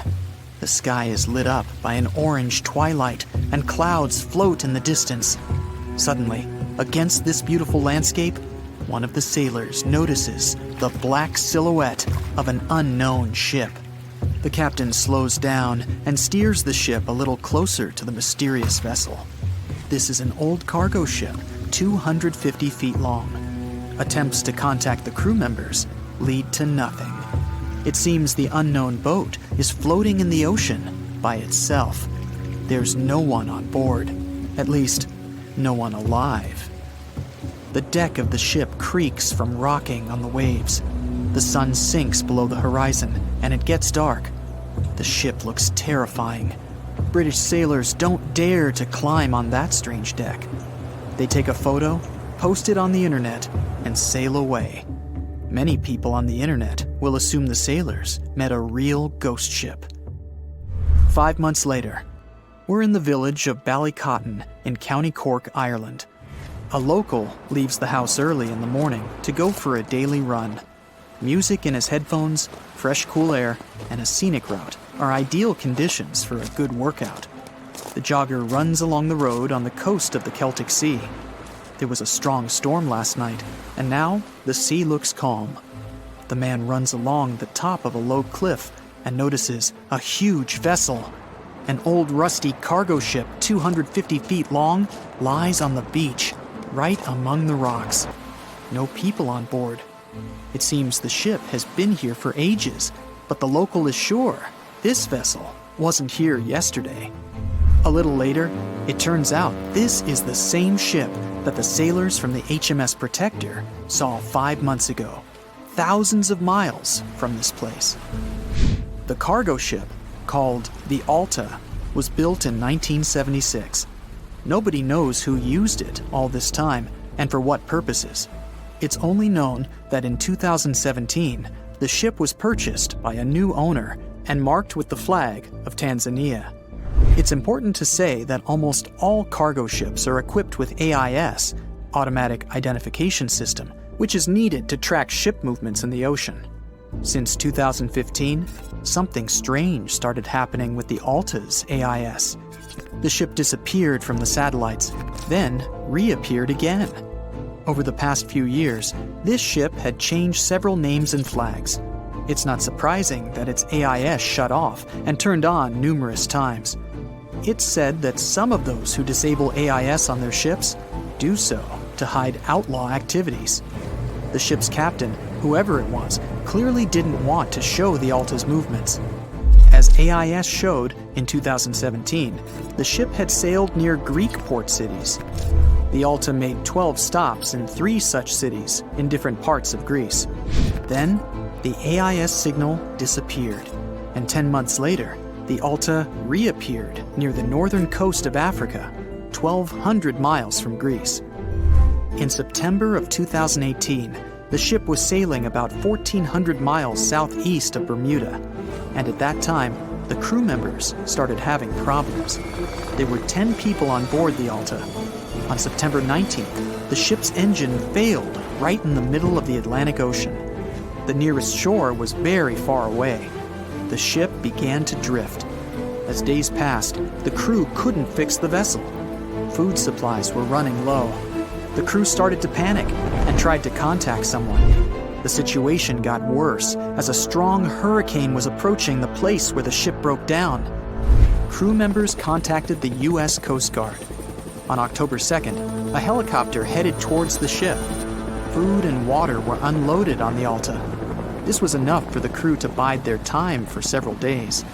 About a week later, a rescue boat sailed about 1,500 miles to reach the Alta and help the stranded sailors.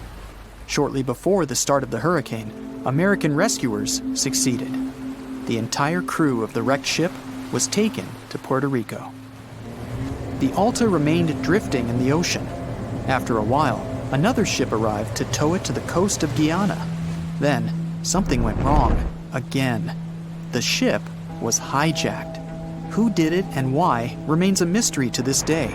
But then, for some unknown reason, the thieves decided to abandon the ship and left it to drift in the ocean.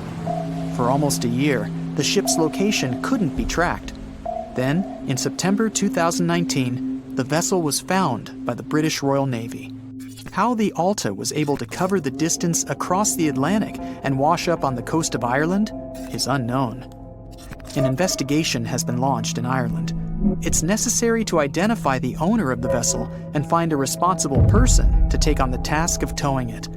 But no one has since been found. Once, an unknown person called the Irish authorities and introduced themselves as the owner of the ship, but didn't provide any evidence. Several barrels of oil were found on board the Alta. To dismantle the ship, the Irish authorities will need to spend about 10 million euros. Local residents are annoyed by the wreck too. Corroding metal is bad for the environment, and kids have already snuck on board and posted a video on the internet from inside the abandoned ship. The further fate of the Alta remains unresolved. It's still lying there. That ship sailed in the ocean for just 2 years. Now imagine if some other managed to drift for 38. In all that time, no one could catch this ship, and people still seek it. That vessel is called the SS Bechimo. It was a merchant ship owned by a Canadian trading company. In 1931, the ship got stuck in ice off the coast of Alaska. A strong snowstorm began. The team waited a week for it to end, but the storm only intensified. One day, the weather improved a bit, and part of the team was evacuated to the nearest city. Another part of the crew, with the captain, set up camp near the ship. The storm started again and didn't stop for a long time. The blizzard was so heavy that the ship's captain couldn't see beyond his arm's reach. Finally, when the storm was over, the captain saw that the ship simply vanished. He decided the Bechimo sank during the storm. A week later, the ship was found, drifting near the place where it was lost. The hull of the ship was damaged so badly that it was unsafe to sail on it. The captain decided to abandon the ship. However, it didn't sink. For the next 38 years, it was drifting at various points along the Alaskan coast. Several times, people climbed on the ship, including native Alaskan residents and a group of researchers. Attempts to save the vessel from the sea ended in failure. The salvage operations were hampered by drifting ice and bad weather. The last time it was seen was in 1969. The ship was frozen and blocked by the ice. In 2006, the government created a special project to find the Bechimo. However, in all these years, the ship still hasn't been found. Its fate is unknown. It's likely that the ship has finally found peace and is now lying on the seabed of the Chukchi Sea. Thick fog is rising over the ocean as the sun is slowly sinking towards the horizon. It's hard to see further away than a few dozen feet, but that's enough to notice a hulking, skeletal shape in the distance. As your ship approaches the figure, your heart beats faster, and then you make out the details of another vessel, abandoned by the looks of it. Ghost ships do exist, and their mysteries aren't always solved. Take MV Hoita, for example. It was a wooden vessel built in 1931 as a luxury yacht. It had served well to various people over 20 years before it was bought by a Samoan sailor and became a merchant ship. In 1955, though, Hoita's service came to an abrupt and mysterious end. On October 3rd, it set sail for another trading voyage that should have taken no more than 48 hours. Delays happen in the sea, so when Hoita didn't arrive on October 5th as scheduled, there was little worry yet. But then it failed to come on the following day too. There was no distress signal or any other sign of Hoyita's presence anywhere between its departure and arrival points. A search and rescue party was dispatched to find the ship, and for 6 days, they were scouting the area of nearly 100,000 square miles. On October 12th, the mission returned to the base empty-handed. Hoyita vanished without a trace. It was only a month later that another merchant ship, Tuvalu, noticed the missing vessel far away from its route, drifting in the open sea and listing heavily. The sailors boarded the ship and found that all of its crew and passengers, 25 people total, were missing, along with all the cargo the vessel had been carrying.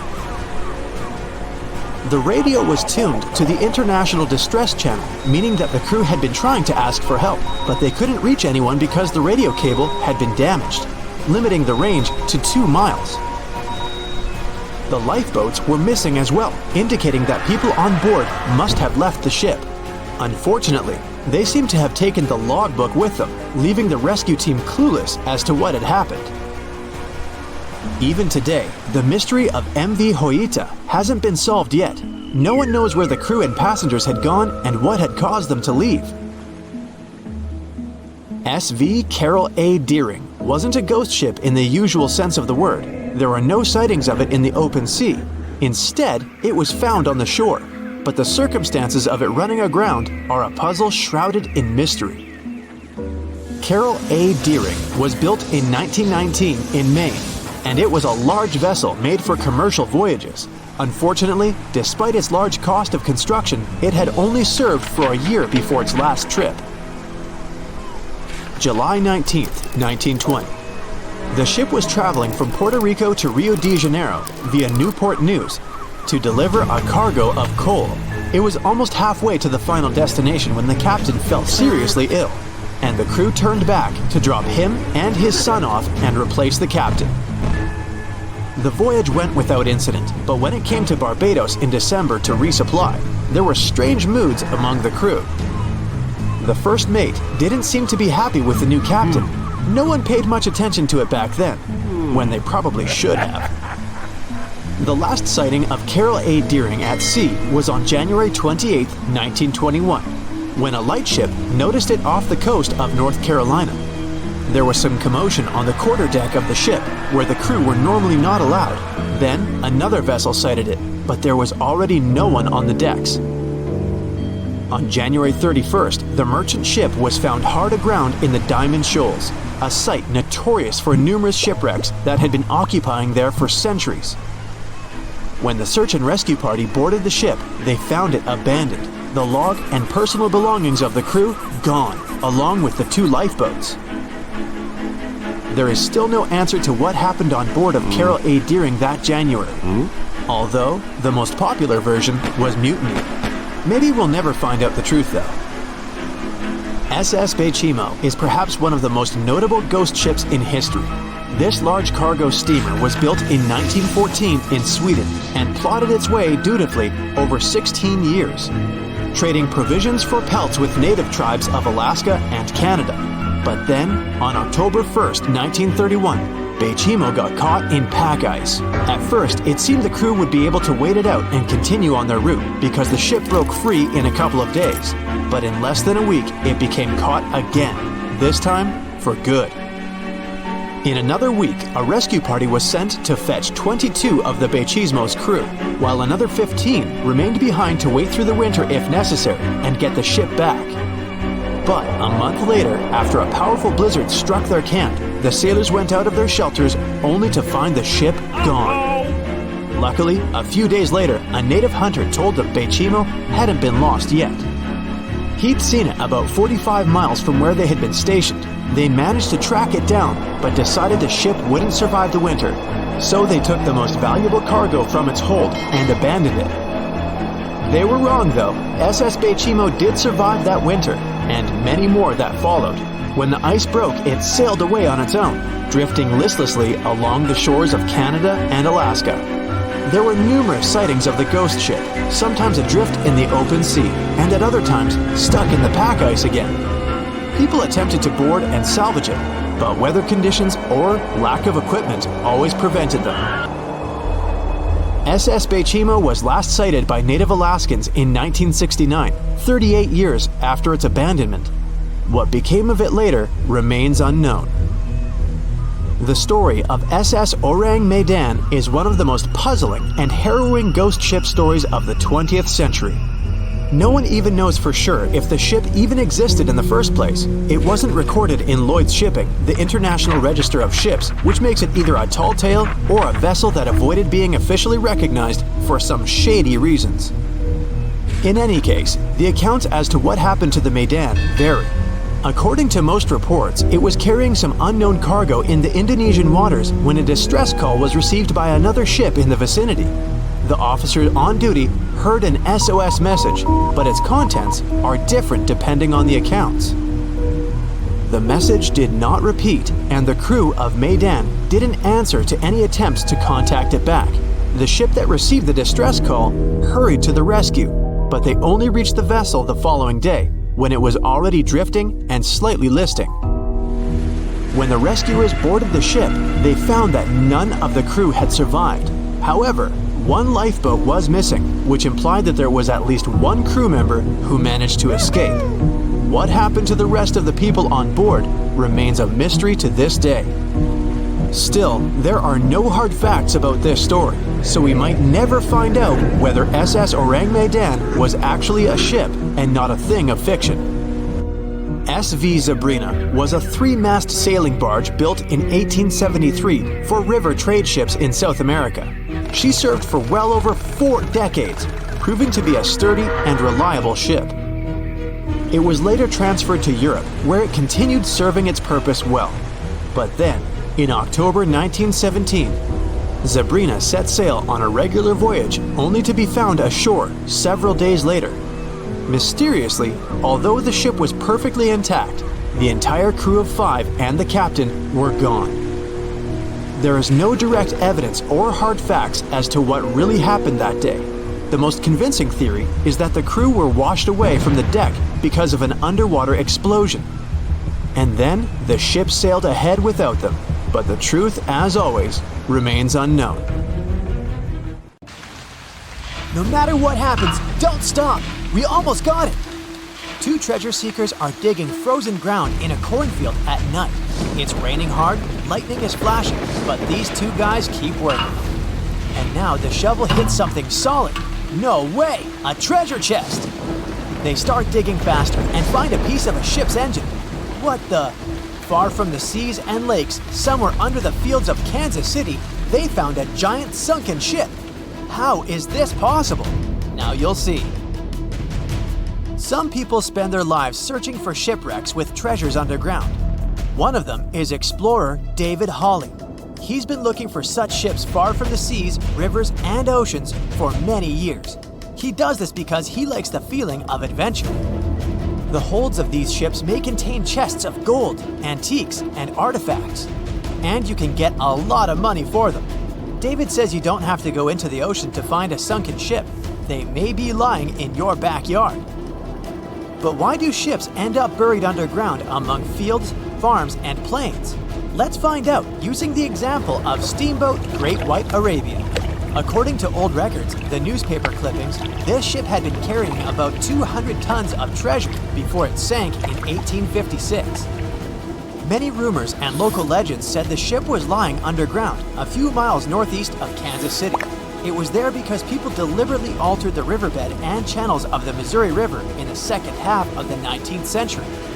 They artificially brought the shores closer to each other. They narrowed the river to increase the flow's speed, so boats could sail much faster. In the 19th century, steamboats were the most popular means of transporting passengers and goods. Before railroads, they extended the western border across the Mississippi and Missouri rivers and brought supplies to people. That's why it was so important to increase the speed of their movement. So, on September 5, 1856, Arabia was sailing along such an estuary. It came across a snag sticking out of the water. A piece of log quickly flooded the ship. Fortunately, all passengers were evacuated. But the steamer and its precious cargo reached the silt bottom of the Missouri River in a few minutes. Several years had passed. Everyone forgot about the vessel. During this time, the course of the Missouri River had changed. But Arabia remained under the wet, muddy bottom. The soil level above it was getting higher, and the ground was losing moisture. Eventually, many decades later, a cornfield formed above the sunken ship. In the 1980s, one farmer owned this area, and he had no idea what was hidden in his territory. David Hawley carefully studied the history of the sunken ships of the USA. He knew that hundreds of steamers had gone underwater all over Missouri, but most of all, he was interested in Arabia, as there were rumors that it was filled with gold and other valuable things. The territory of cornfields in Kansas was vast, but David Hawley knew how to search properly. In 1987, he started working, first together with his brother and father. They collected all the clippings from old newspapers they could find. They were looking not only for information about the steamer, but also for maps of the Missouri River. They tracked its historical changes, checked the dates, and identified a large area where the steamer sank. Next, they used electromagnetic testing and other geological stuff to study the soil and find the right place. They searched for differences in ground moisture and density. Then, they went through the territory with powerful metal detectors. And so, by the fall of 1988, they had determined the location of the steamer. Arabia was the size of a football field. This gigantic vessel lay 45 feet underground, 4 stories down. But before they started excavating, they had to ask the owner of the cornfield for permission. For the farmer, this news was a big surprise. He agreed on the condition that the excavations would be completed by spring so that he could sow a new crop. Digging a giant ship in winter is much more difficult and expensive than at other times. It includes additional equipment, electricity, and heating costs. The team worked day and night. They financed the excavations out of their own pocket. Each invested more than $10,000 and took out a bank loan. Finally, they noticed the first details of the ship. The shovels hit the huge engine boilers and the deck. The goal had been achieved. Most of the cargo lying inside the sunken ships is covered with rust, shells, mud, and is badly damaged. The contents of Arabia were in excellent condition, considering that the ship had sunk 130 years prior. Unfortunately, they didn't find the chests of gold. Still, they got several tons of other valuable cargo, household items of people who lived in the middle of the 19th century. It was a time capsule. The ship was carrying supplies for hundreds and thousands of people, and all these things were perfectly preserved. For example, they could clearly see the brand stamp Goodyear Rubber Company on one rubber shoe. The longer the excavations continued, the more things David and his team found. In the barrels, they found plates from the 19th century. They were intact and usable. Also, there were clean clothes, thousands of pairs of shoes, harpoons, frying pans, and umbrellas. The ship was carrying cargo to supply about 16 small towns. Yes, it's not gold, but such artifacts are also precious. The contents of the ship could be worth millions. However, the crew wasn't going to sell these things. They made a museum on the site of a former fruit market in Kansas City. If you go there, you will immediately feel like you're in a department store of the 19th century. There are thousands of items in good condition. Even the matches here are dry enough to light up. It took David many years to present the entire collection from the steamship. He values each of the items and doesn't want to sell them. Anyone can come here, pay for a ticket, and find themselves in the past. Who knows, maybe there's an old ship hidden in your backyard too.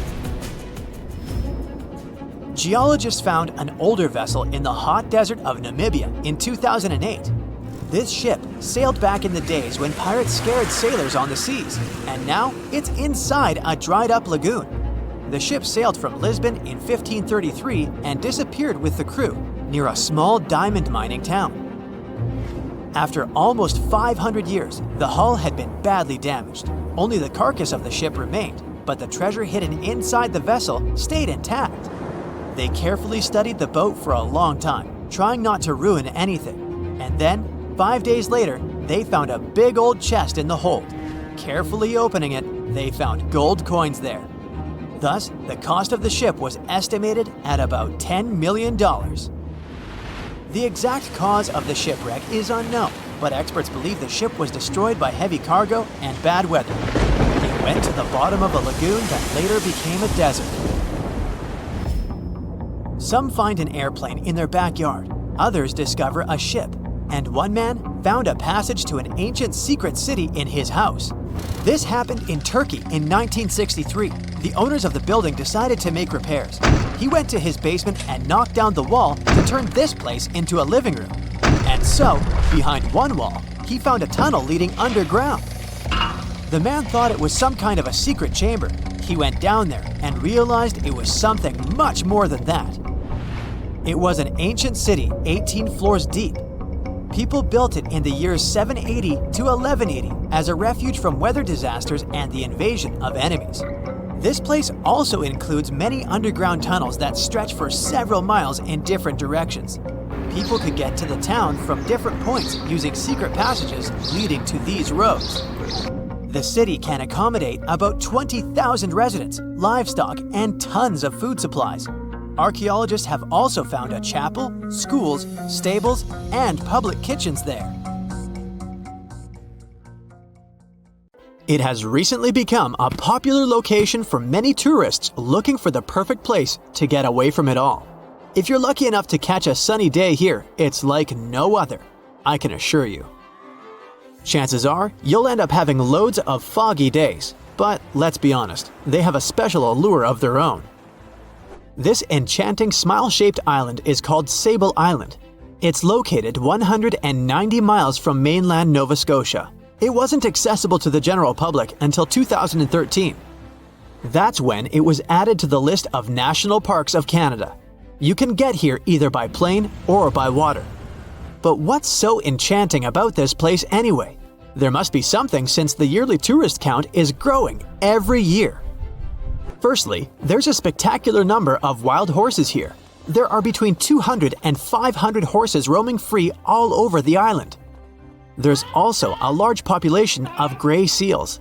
The place is also the only breeding location of a rare bird species called the Ipswich sparrow. If you're already considering a trip here, there are some things you need to know first. Remember that fog I mentioned earlier? Well, it turns out that Sable Island is the foggiest place in the Canadian Maritimes. I'm talking about approximately 127 foggy days each year. During such days, Sable Island literally disappears underneath a thick layer of fog. You won't be able to explore the place on your own either. The local regulations state that visitors need to travel within a group, and they also need to keep a 197-foot distance from the wildlife they can encounter here. As charming as this place may be, it holds a dark secret hidden beneath the sandy dunes, and it has nothing to do with beautiful creatures living here or the island's unique vegetation. Apart from being known from its horses and seals, Sable Island is infamous for an overwhelming number of shipwrecks. Over the years, about 350 ships have ended their lives here, on these sandbars. When survivors described their experiences, they usually mentioned harsh weather conditions near this mysterious island. The island also made its way into literature when it was described in a book called The Perfect Storm, which was written by Sebastian Junger and published in 1997. The book was so successful that it was later adapted for the big screen in 2000, with George Clooney playing the leading role. The first recorded shipwreck near Sable Island dates back to 1583. The boat was named the HMS Delight and was under the command of British adventurer and explorer Sir Humphrey Gilbert. Only 17 people managed to survive the catastrophe by escaping in a small boat. Records mention that they spent 7 days at sea before reaching the shores of Newfoundland. In 1884, another vessel named the Nicosia struggled in the thick fog as well.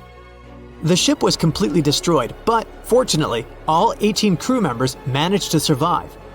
The captain's son was almost lost at sea when a lifeboat capsized when he was climbing into it. He somehow managed to stay underneath the lifeboat, which was completely submerged. When this lifeboat righted, he eventually emerged from the water and was rescued for the second time. The years between 1947 and 1999 were relatively quiet on the island. In 1999, though, a yacht called the Merrimack ran aground near the shore of the island at about 2 a.m. on July 27th. The 40-foot fiberglass boat had a crew of only 3 people. Natural gas exploration workers, who were luckily not far away, rescued them. The crew managed to fly safely to Halifax the next day. The owner of the Merrimack tried to recover his boat by hiring local fishermen. Unfortunately, this operation was unsuccessful, since only the fittings of the yacht were eventually saved. It took no more than 6 weeks for the sand and waves to crush and completely break up the hull of the Merrimack. So what is it about this place that's so dangerous for boats? Does it have anything to do with the weather? Or maybe there's other forces at play? The explanation turns out to be a bit more complex, and it wasn't easy to figure out, at least not way back in the 1500s. First of all, the island is located close to one of the world's richest fishing grounds. Since it's also near one of the major shipping routes between Europe and North America, hundreds of vessels sail past it each year. The likelihood of shipwreck increases when there are so many boats roaming around the area. Sable Island is also in the way of most of the storms that move up the Atlantic coast of North America. It's no surprise that boats often get hurtled straight onto the shores of this island. The weather has a lot to do with it too. During the summer season, the warm air from the Gulf Stream creates a dense fog as it merges with the cool air by the Labrador Current that passes by the island. Other currents don't help the matter. Sable Island is next to the meeting point of 3 major ocean currents: the Gulf Stream, the Labrador Current, and the Belle Isle Current. Since the 1950s, radars and other modern navigation tools have been used on commercial vessels as well. Up until then, the sextant was the main instrument used to figure out a ship's location. It doesn't mean that sextants weren't accurate, but this instrument couldn't work properly without a clear view of the sun or stars, which means it didn't help much in dense fog, such as the one surrounding Sable Island, or when it was cloudy. Often during bad weather, the captain of a ship navigated, relying on their experiences and intuition based on the ship's speed and direction. That's why most of the survivors in shipwrecks near Sable Island said that the captain had simply miscalculated the ship's position, crashing into Sable Island by accident. This dusty, sandy land is as unfriendly to ships as it is to trees. There's reportedly a single tree on the whole island, and it looks a lot more like a bush. It's actually a pine tree. And since the famous island horses don't see it as much of a food source, it somehow managed to survive. Reports say that the tree was planted back in the 1950s. Local authorities were trying to grow a forest on the island to make it a bit more welcoming. They've planted tens of thousands of trees over the years, more than 69,000 evergreens, 600 fruit trees, and about 55 pounds of pine seeds, along with other plants which could survive the conditions on the island. But they were no match for the extreme weather and sandy soil. Out of all those plants, just one pine tree is still alive. Thanks to its resistance, it has even become a symbol of Sable Island. Interestingly, for around 40 years, the island also had just one inhabitant. Can you imagine that? One person living on a remote island for so many decades? It's the story of a woman called Zoe Lucas. She chose to surround herself with the only residents on the island: the horses, the gray seals, and the many species of birds. An esteemed naturalist, she mentioned in an interview she gave back in 2017 that she was used to living on the island and that she never got lonely. To survive here, she had to put together an essentials kit. It included a notebook to take notes and a pair of binoculars to study the wildlife. You can safely assume she wasn't scared of the intimidating surroundings, since she decided to eventually call this place home. At first, Zoe wanted to set up camp on one end of the island, near some abandoned buildings. But eventually, she settled in a wooden house near a bunch of sand dunes. A Canadian institution called the Meteorological Service of Canada put together the simple construction back in the 1940s. Parks Canada operates the building these days. Zoe's work included gathering as much data on the local horse population as possible. It could help scientists better understand how they managed to adapt to the unfriendly environment. She also helped gather the debris that made it to the shore to help track pollution levels. Among all the rubbish that she collected, there was a refrigerator and a crate full of fresh peppers. Some other specialists eventually started working rotating shifts on Sable Island to offer the brave woman a little bit of company now and then. The voyage started just like any other. The cargo ship SS Cotopaxi is making another journey to Havana, Cuba, to deliver coal. It's November 29, 1925. For Captain Meyer and his crew, leaving Charleston Port, South Carolina, it will be the last trip the ship ever makes. Its route ran through the Bermuda Triangle. 2 days into the trip, the Cotopaxi sent out a distress signal. It had got caught up in a strong tropical storm and turned over on its side. The wind was very strong and there was powerful lightning as well. Rain gradually filled the ship's hold. Then there was a bright white flash, and the ship disappeared without a trace. Later, its wreckage was found in the Gobi Desert, which is in a completely different part of the world. All 32 crew members, including the captain, were missing. Of course, the part about the Gobi Desert is fictional. For one of his movies, Steven Spielberg came up with the idea that the ship was moved there by aliens. Still, in real life, the ship was never found, and its crew really did disappear. It was officially declared missing a month afterward, and nobody could find the wreck. It seems like a classic case of mysterious things going on in the Bermuda Triangle. But most mysteries are solved sooner or later. In 2020, the Cotopaxi was found. A man named Michael Barnett had moved to Florida to study shipwrecks off the coast. One wreck in particular really caught his attention. It was much larger than the others, and the locals called it the Bear Wreck. It was about 40 miles from St. Augustine in northern Florida, but no one had ever managed to identify the rusty hull. So Michael started to do some detective work. He measured the size of the shipwreck and started working through all the information he could find. He researched hundreds of old newspapers, leafed through insurance records, and looked at artifacts found on the wreck. After hundreds of hours of hard work, Michael was sure it was the Cotopaxi. But a few years before, there had been a rumor that the same ship had been found off the coast of Cuba. The Coast Guard found the wreck of a cargo ship about the same size that looked a lot like the one lost in 1925. Michael was sure they were wrong, so he teamed up with some science journalists and kept investigating. Soon they discovered something that seemed to confirm Michael's belief. Divers found brass valves with the letters SV on them in the wreckage of the ship. Michael suggested these initials referred to Scott Valve Manufacturing Company. The headquarters of this company was in Michigan, not far from where the Cotopaxi had been built. The company had probably supplied parts for the Cotopaxi. So the puzzle seemed to be solved. The Bear Wreck was really the missing cargo ship. But Michael still needed to work out why the ship had sunk. Did something mysterious really happen to the Cotopaxi in the Bermuda Triangle? Later, Michael found the testimony of the ship's carpenter among some old papers. The carpenter claimed that the hatches covering the coal on the ship had been in a terrible condition before it sank. Repair work on the covers wasn't finished before the crew got the order to sail to Cuba.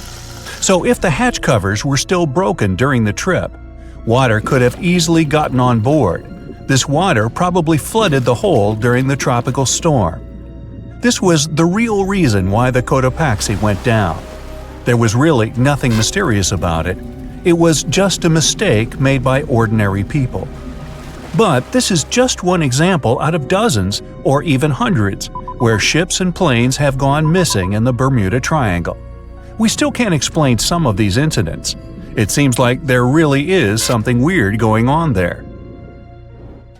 One of these strange events happened in 1948. A passenger jet was headed for Miami from San Juan, Puerto Rico. It disappeared in the same area as the Cotopaxi. The 32 people on board vanished without a trace. The weather was clear throughout the flight, but experts think that when the plane was about 50 miles from the coast, it could have been hit by a strong wind that knocked it off course. Years later, a similar plane was found in the area of the Bermuda Triangle, but because no one could work out the registration, it was impossible to say for sure if it was the same one. Something even stranger occurred not long before, in 1945. 5 planes went missing all at the same time.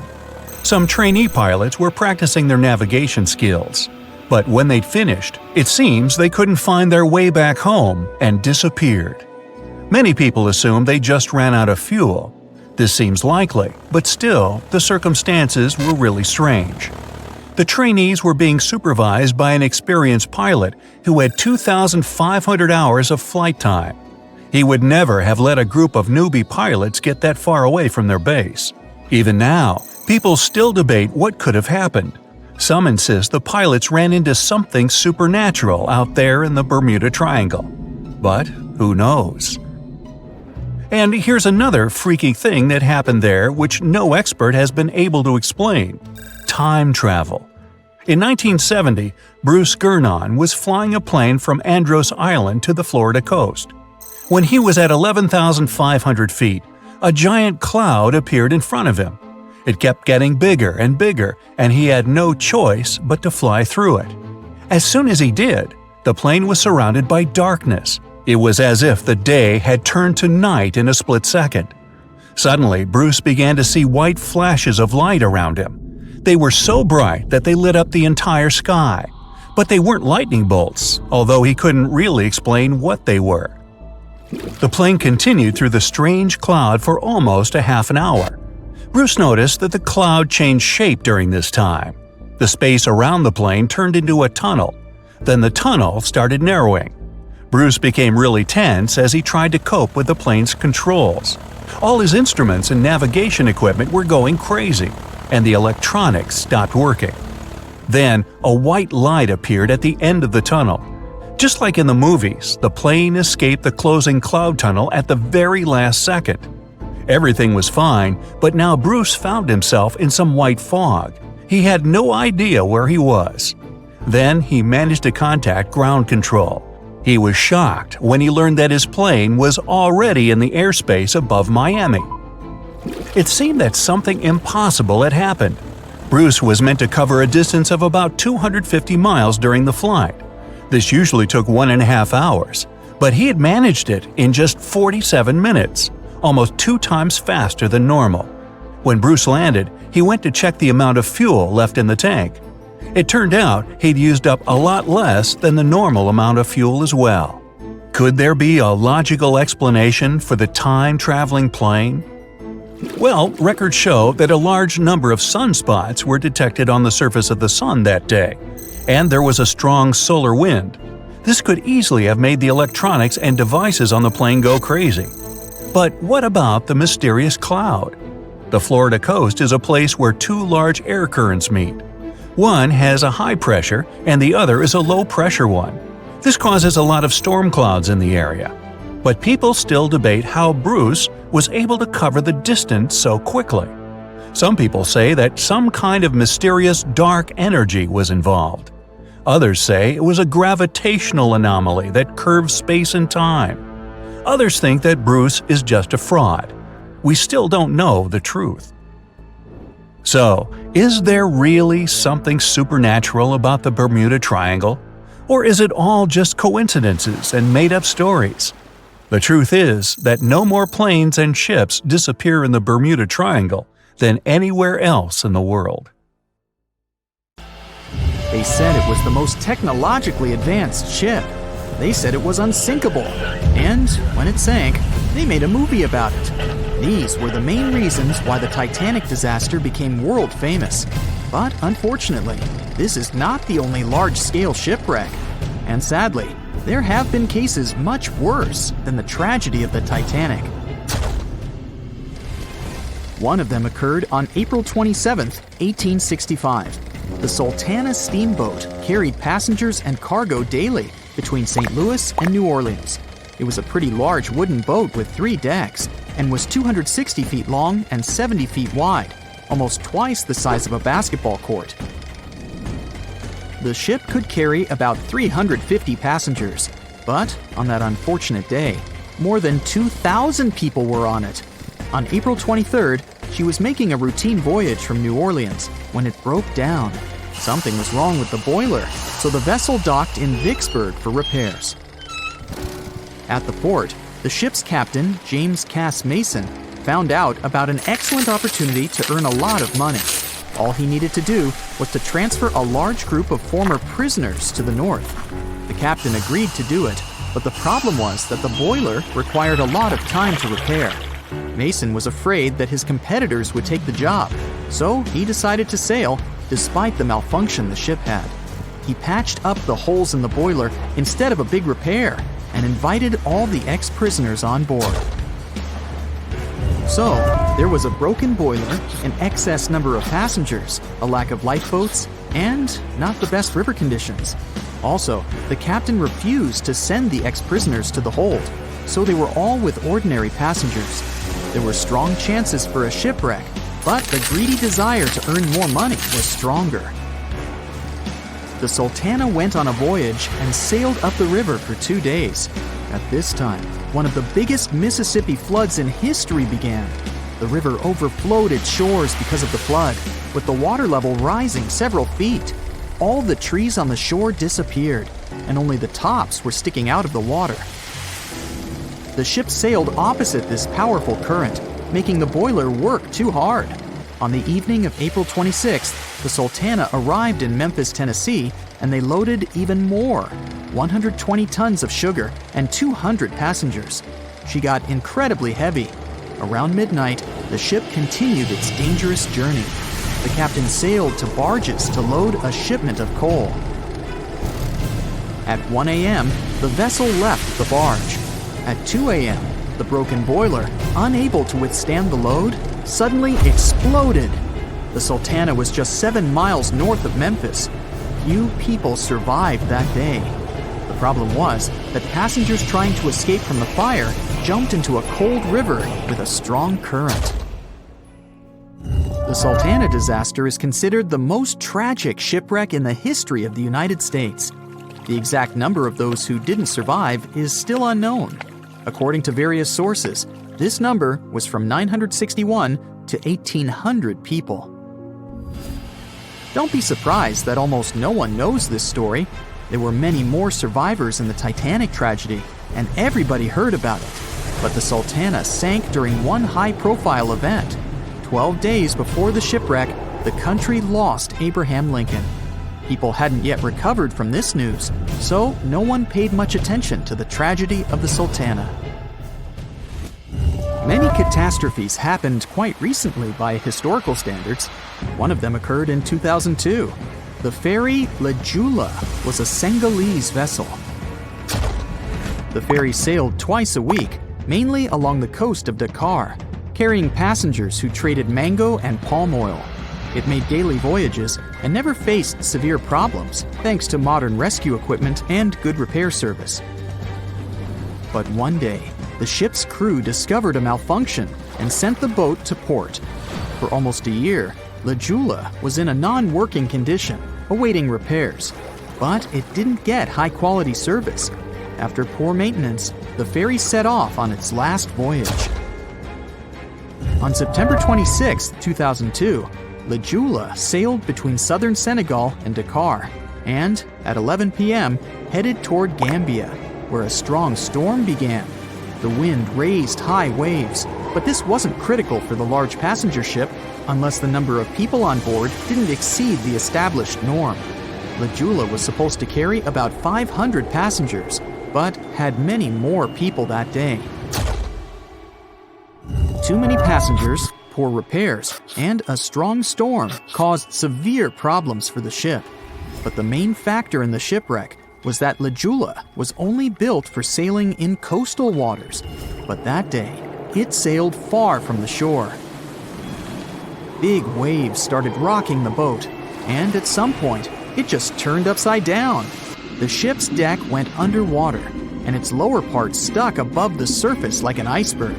All the passengers sitting in cabins fell on the ceiling and lost their orientation in space. There were no holes or damage in the ship's hull, and water flooded the lower decks for a long time. The vessel stood in a twisted position for several hours. Then, the boat began to sink when the water seeped through the deck and hold. The ocean was warm, but no one came to save the passengers. People had to wait almost 4 days to be rescued. Unfortunately, only a few managed to survive. The Philippines is a very dangerous area for ships. This place consists of several thousand islands and a vast area with shallow water. Ships can run aground and damage the hull with reefs and pitfalls. On September 20th, 1987, one of the most terrible disasters in navigation history occurred there. A Philippine passenger ferry called Dona Paz left one of the islands and sailed toward Manila. The sun was shining, the ocean was calm, and the visibility was good. But for some reason, the crew members didn't notice how the tanker Vector was approaching them. The two ships collided at low speed. The collision wasn't strong, but the problem was that the Vector had tons of oil on board, and the Dona Paz crashed into the cargo hold where that oil was stored. So it spilled all over the ocean, and then a spark slipped through. Not only did the two ships catch fire, but also filled with water. Both ships sank in a matter of seconds. Only a few dozen people survived that disaster. On September 27, 1854, the passenger ship Arctic sailed from Liverpool to New York. The fog came rolling down, and visibility got really bad.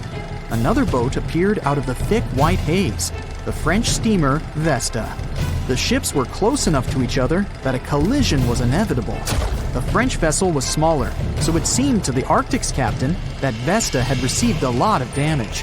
And while he was staring at the other ship, his boat got quickly filled with water.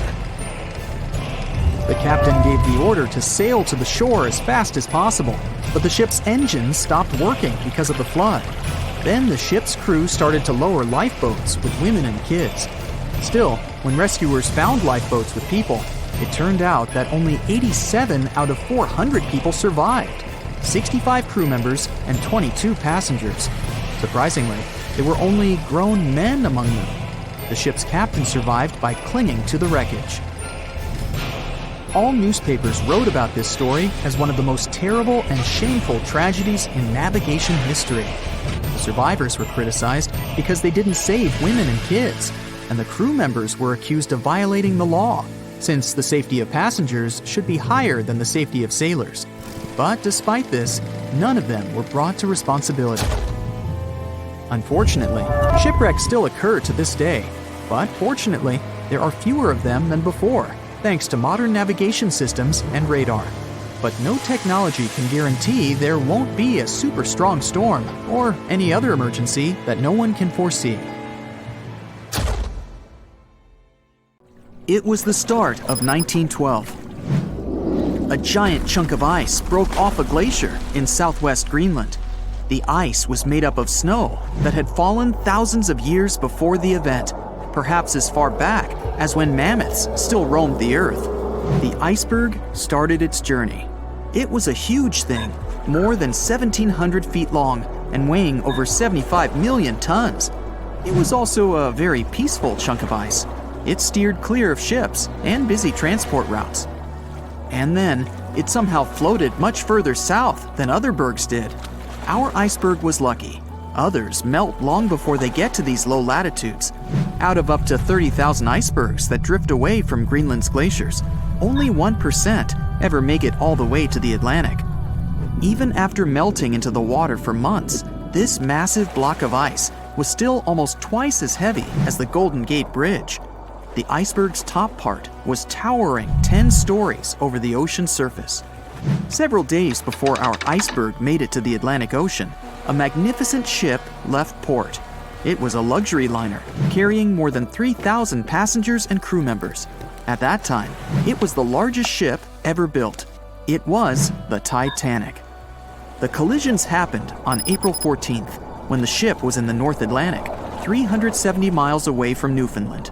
Unable to divert its course, the ship ruptured at least 5 of its hull compartments. They started to fill with water at an alarming speed. The Titanic's compartments weren't capped at the top. That's why the water spilled over and started to flood each succeeding one. The front of the ship began to sink, causing the back part to lift vertically into the air. And then, with a deafening roar, the liner broke in half. The rest is history. But what happened to the iceberg after that? On April 15th, The German ocean liner SS Prinz Adalbert was sailing through the North Atlantic. It was traveling a few miles away from the place where the Titanic had sunk several hours prior. The German ship's chief steward, who hadn't learned about the disaster yet, saw an iceberg. What drew his attention was a large streak of red paint going along the iceberg's base. Surprised, the man took a photo of his discovery. He thought the paint meant a ship had hit the iceberg within the past 12 hours. The next person who saw the iceberg and took another photo of it was the captain of a vessel laying deep-sea telecommunication cables. The ship was sent to help in the area where the Titanic had sunk. The captain later claimed the iceberg he'd seen had been the only one in that area, plus the red paint. It wasn't difficult to connect the dots. In 2015, one of these photos sold at auction for over $32,000. And still, experts are unsure whether the image really shows the infamous block of ice. It might be a simple iceberg that had been floating nearby at that time. The great unsinkable ship was gone, sunken to the bottom of the North Atlantic, where it remains to this day. But the iceberg continued on its way, perplexing a few witnesses and slowly melting into the surrounding water. It would vanish completely before the end of the year. Far out in the open sea on a perfectly calm day, a dot appears on the horizon. It grows in size as it gets closer, and soon you can see it's a ship. But when you look at it through the spyglass, chills go down your spine. The vessel is in perfect condition and its cargo is on board, but it's completely devoid of people, drifting listlessly along the current. That was what the captain of the Ellen Austin saw in 1881, and what brought his crew so many sorrows. In December of the previous year, the Ellen Austin, a big 210-foot-long ship, left the port of Liverpool to make its trip to New York. The ship was carrying a load of people hoping to find a better life in the New World. Captain A.J. Griffin took the vessel due southwest for a shorter voyage, and a few weeks into 1881, they found themselves north of the Sargasso Sea, known for its lack of winds and strong circling currents.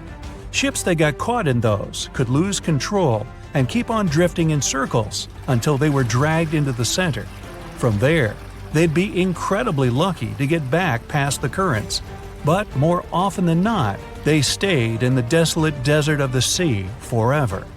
Worse still, the area belonged to the notorious Bermuda Triangle, which was already known to take down ships and make them disappear without a trace.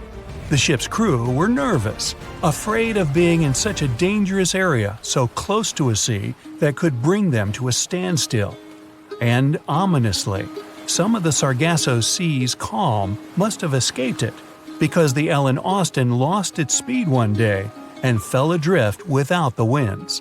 It was fine, though. They had ample provisions and were still on schedule. Captain Griffin was walking around his ship, giving orders in a voice full of calm authority, and both his crew and passengers trusted him completely. But then, the lookout shouted from above that a ship was in sight. And indeed, when the captain looked in the direction the man was pointing, he saw a small schooner moving slowly into view and towards the Ellen Austin. As it came closer, it became apparent that the way the strange vessel moved wasn't right. The captain frowned and examined it through his spyglass. The schooner was untouched, but eerily silent. There wasn't a single soul on board. Derelict ships weren't that rare in the Atlantic at the time, but neither were pirates. Captain Griffin decided to wait and watch. After 2 days, the schooner was as quiet as always, and Captain finally thought it was fine to move in. He took a small team of sailors and boarded the stranded ship. There was nobody there indeed, but luck seemed to be on Griffin's side. The precious cargo of mahogany wood was still in the holds. The captain returned to the Ellen Austin and ordered his select men to take the smaller ship along to New York. The crew's spirits arose with the prospect of riches awaiting them upon arrival. When the winds blew strong again, the Ellen Austin continued its voyage, with the unnamed vessel tagging along. But after a couple of days, the ships were caught in a powerful storm and got separated. The wind, rain, and waves beat them for several days in a row. When the weather finally cleared, Captain Griffin ordered to find the schooner. They searched for another day until they finally found it adrift, way off the course. Griffin hailed his men on board the smaller ship, but no one answered. A party of sailors went to investigate and returned with their faces white with fear. The whole prize crew went missing in the storm. The captain wasn't one to lose such a valuable find, though, and ordered another team to take control of the schooner. Reluctantly, the sailors obeyed, and the two ships continued their voyage. They agreed to stay as close as possible to one another and ring their bells at set intervals at night to let each other know they were fine. Several nights went all right, with bells ringing reassuringly every hour. But one day, a thick blanket of fog fell on the sea and almost completely blocked their vision. The ships went on regardless and started sounding their bells earlier.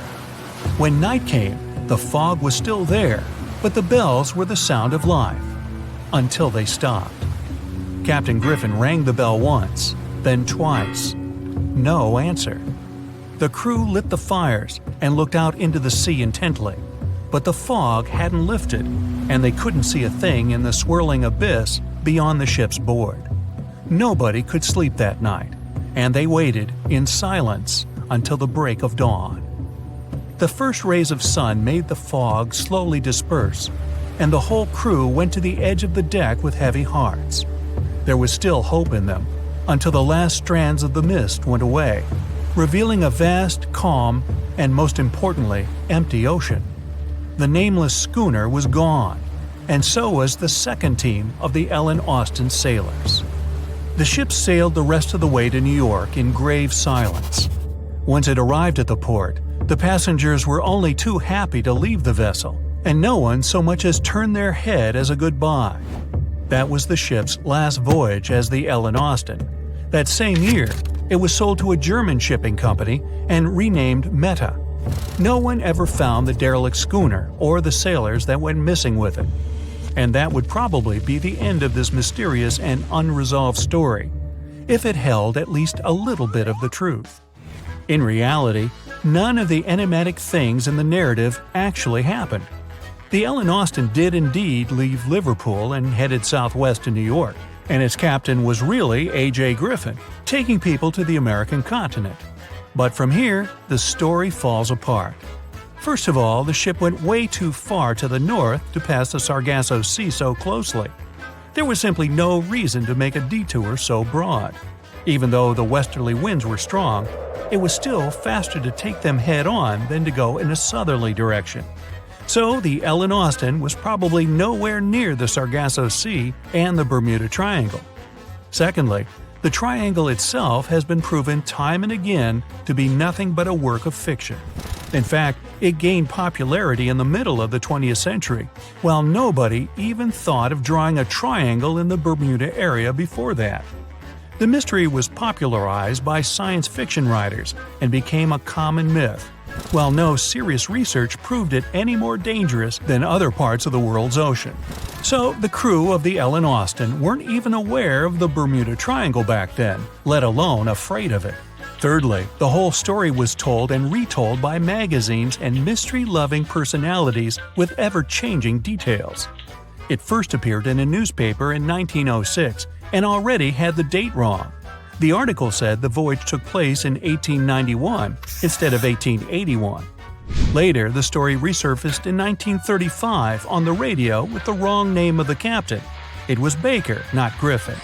The date was also off, saying the trip was taken in August 1881, when the Ellen Austin was already renamed Meta. The legend grew upon with other strange details, such as the ship's route from London to Newfoundland, which was never the case. But the final debunking came from the archives of Lloyd's of London, the marine insurance market that keeps all logs of trade and emigration ship routes. The documents there say that on February 1881, the Ellen Austin completed its cross-Atlantic voyage to New York without incident. Captain A.J. Griffin off-boarded the ship with all his crew hale and hearty and declared no loss of hands during the trip. The voyage took over 2 months because the ship had to fight strong westerly winds pushing it back towards Britain. The crew reported no strange encounters on the way, and the whole thing was as boring as could be. And even the passengers must have been smiling when they stepped on the American soil at last, unaware of the phony baloney story they were about to be a part of. The cause of the Titanic crash was an iceberg, or so we've always been told. But new research has come to light that debunks this theory. On April 15, 1915, Titanic, the biggest ship of its time, completely disappeared under the ice-cold surface of the Atlantic Ocean. It's hard to believe that such a massive and expensive creation could be destroyed by one simple iceberg, right? Well, recent findings suggest that the real cause of the disaster was a fire, not an iceberg. For over 3 decades, journalist Sinan Maloney has dedicated himself to studying the sinking of the Titanic. During his research, he made a significant discovery that shed new light on the well-known story. Maloney discovered a massive black spot on the hull of the Titanic, which measured an impressive 30 feet in length. He found it thanks to an unpublished album of photographs that showcased the construction and preparation of the ill-fated ship's first and final journey.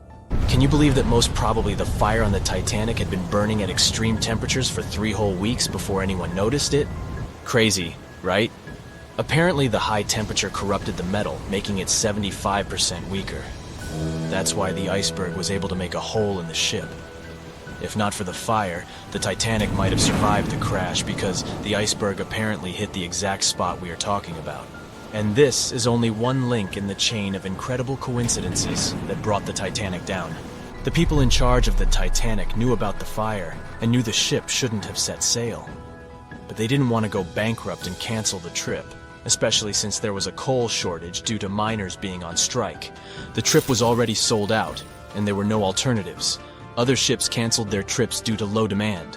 Everyone wanted to board the Titanic, so the management bought up all the coal they could find, even from other ships, and set off. It was all about making money. To hide the truth, they turned the ship's hull so that the marks weren't visible from the dock and faced the sea. This way, the passengers wouldn't see them. Here's another sad twist in the Titanic's story. Back then, there weren't any sonar systems to detect danger, so specially trained people had to watch out for threats using binoculars. But the binoculars on the Titanic were locked away in a special compartment, and the only person with the key, Second Officer David Blair, was replaced last minute before the ship took off. He forgot to hand the key over to his replacement. This mistake wasn't discovered until 3 days later when the ship was already at sea. If they had the binoculars, they might have seen the iceberg in time and avoided the crash. But even if they had the binoculars, they might not have been able to avoid the crash because the Titanic was going faster than it was supposed to. They were behind schedule and didn't want to ruin the ship's reputation, so they were going way beyond the speed limits the ship's construction could sustain. One of the biggest mistakes made on the Titanic was the decision to not include enough lifeboats. Even though the ship needed around 60 of them to contain all the passengers, it was only equipped with 20. The designer, Alexander Carlisle, had initially planned for 48 lifeboats, but this number was reduced for aesthetic purposes. Apparently, having too many lifeboats would have made the deck look too cluttered. These 20 boats were only able to hold a third of the passengers on board, which was not nearly enough to save everyone in the event of an emergency. What's even more shocking is that this number of lifeboats was technically legal at the time. Regulations for lifeboats were based on the tonnage of the ship, not the number of passengers. This means that even though the Titanic was carrying thousands of people, it still met the legal requirements for lifeboat capacity. Another serious mistake made by the crew was the decision to cancel the lifeboat drill scheduled for the day of the disaster. Lifeboat drills were standard practice on ocean liners at the time, but for no apparent reason, Captain Edward John Smith chose to cancel it. This meant that passengers were not prepared for an emergency, and the crew was not adequately trained to handle the situation. When the ship hit the iceberg, chaos ensued, and it took over half an hour to launch the lifeboats instead of the usual 10 minutes. Some folks put the blame on Captain Smith for the fact that the first set of lifeboats left partially empty. The very first lifeboat, which had seats for 65 people, only carried 27 passengers. There is an objective reason for this. At the beginning, people were reluctant to abandon the ship and didn't understand the gravity of their situation. In 2012, researchers uncovered that Captain Smith failed his initial navigation exam. Although he eventually passed, some people wonder if this could have played a role in the disaster. During the Titanic's final moments, the crew attempted to send out distress signals to nearby ships, including the Californian. However, the Californian failed to respond to the flares shot into the sky, and the captain ultimately lost his job as a result of this negligence. However, recent research has exonerated the captain and proved his innocence.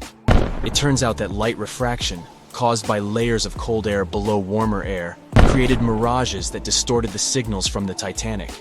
This phenomenon had been observed by other ships sailing in the area and is now believed to be the reason why the lookouts on the Titanic missed the iceberg completely. Historian Tim Malton supports this theory and has further contributed to our understanding of this event. It's unfortunate that the captain of the Californian lost his job due to circumstances beyond his control, but it's better late than never that his reputation is cleared. Whatever the reason for Titanic's crash was, it still keeps the minds of scientists busy to this day. But let's see what the buzz was all about. What made the Titanic so famous and unique? The Titanic was massive, standing at 175 feet tall and nearly 900 feet long. The ship was so enormous that even the officers took over 2 weeks to memorize all the decks and passageways.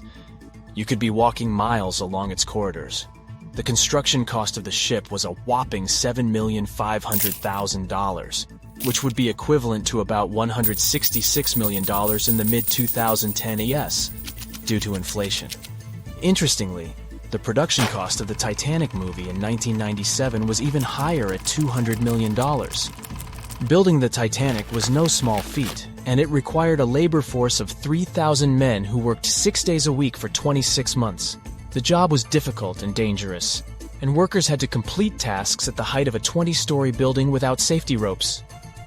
Nevertheless, they were paid a competitive wage of £2 a week, which was considered good pay at the time. The inside of the Titanic was inspired by the luxurious Ritz Hotel in London.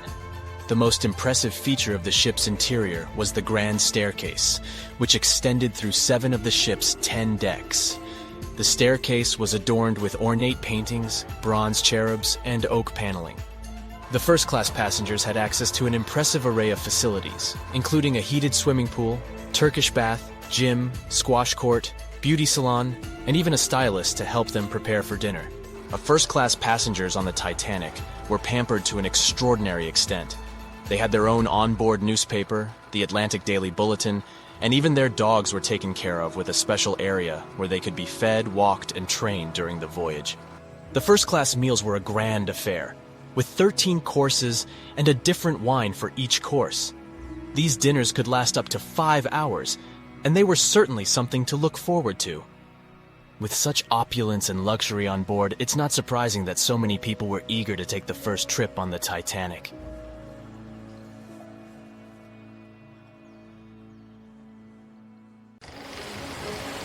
It was 11:39 at night when the Titanic's lookout shouted, "Iceberg, right ahead!" Swift action on the bridge to reduce speed and change the ship's course didn't help, and you already know how the story ends. Since then, we've regarded what happened to Titanic as a once-in-a-lifetime event. Is it, though? The Titanic sank in 1912. Forget about fancy GPSs or weather satellites. At the time, ships were responsible for warning each other about the location of icebergs, like a "hey man, trust me on this" situation. Then the Titanic disaster happened. To call it a disaster is an understatement, so specialists felt the need to form an organization to avoid this kind of accident happening again.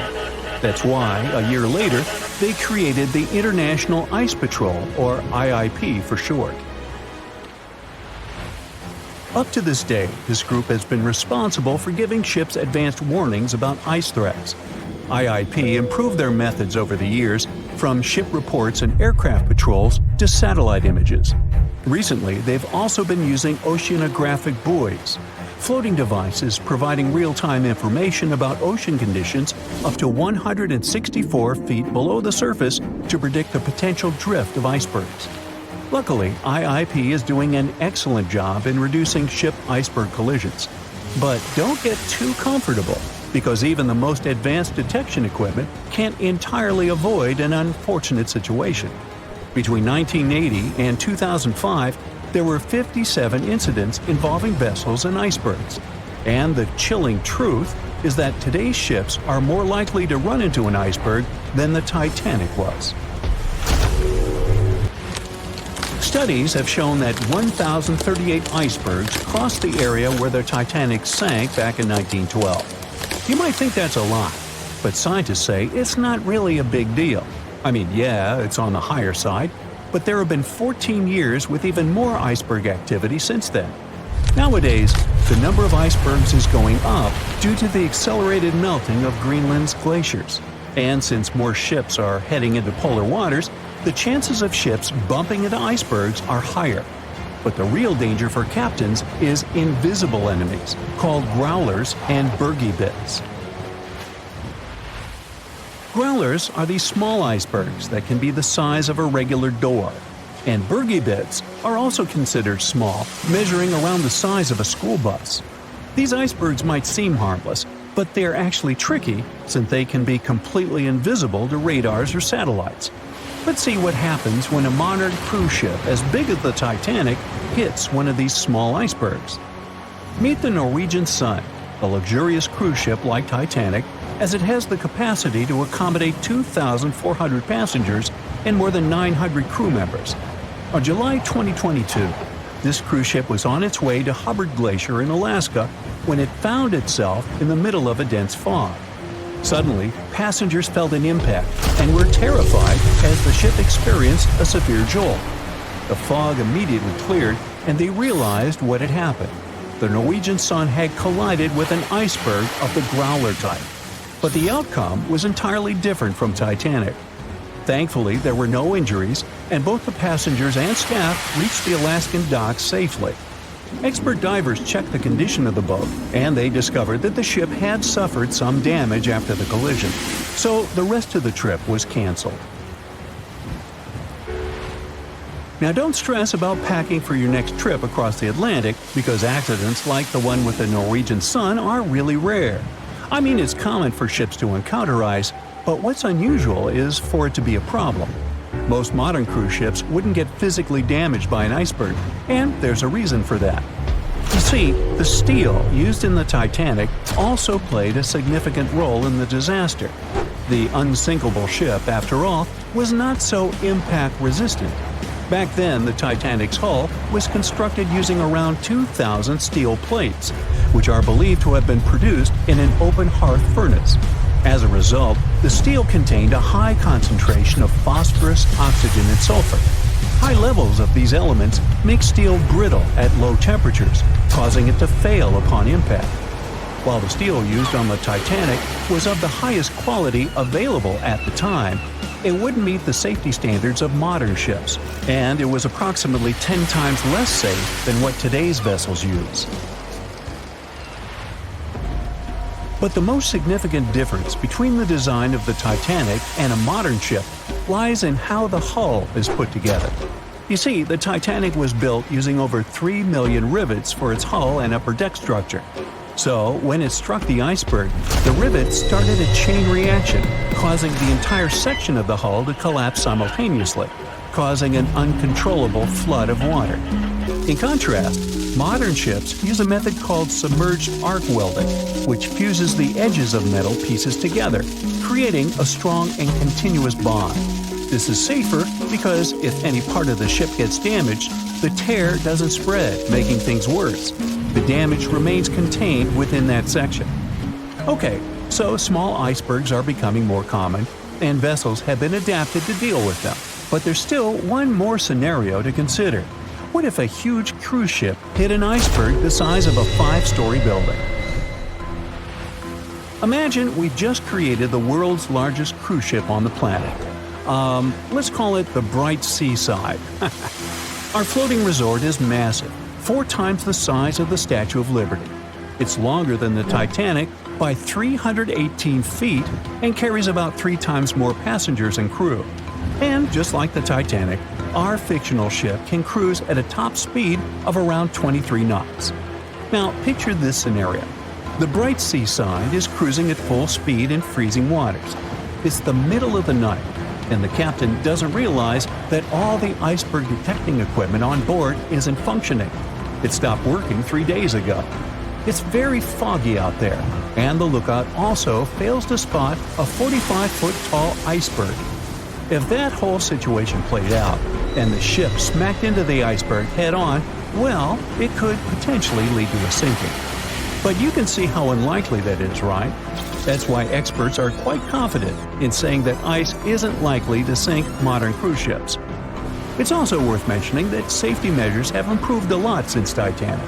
A modern large vessel can take days to sink, which provides enough time to keep everyone safe. Crews are definitely better prepared to handle evacuation procedures, and passengers should also go through safety training before cruising. I know, it is annoying to do that when all you want to do is drink a lemonade or some other beverage by the pool. But, all these safety tips are what saved the MS Explorer from becoming a modern Titanic.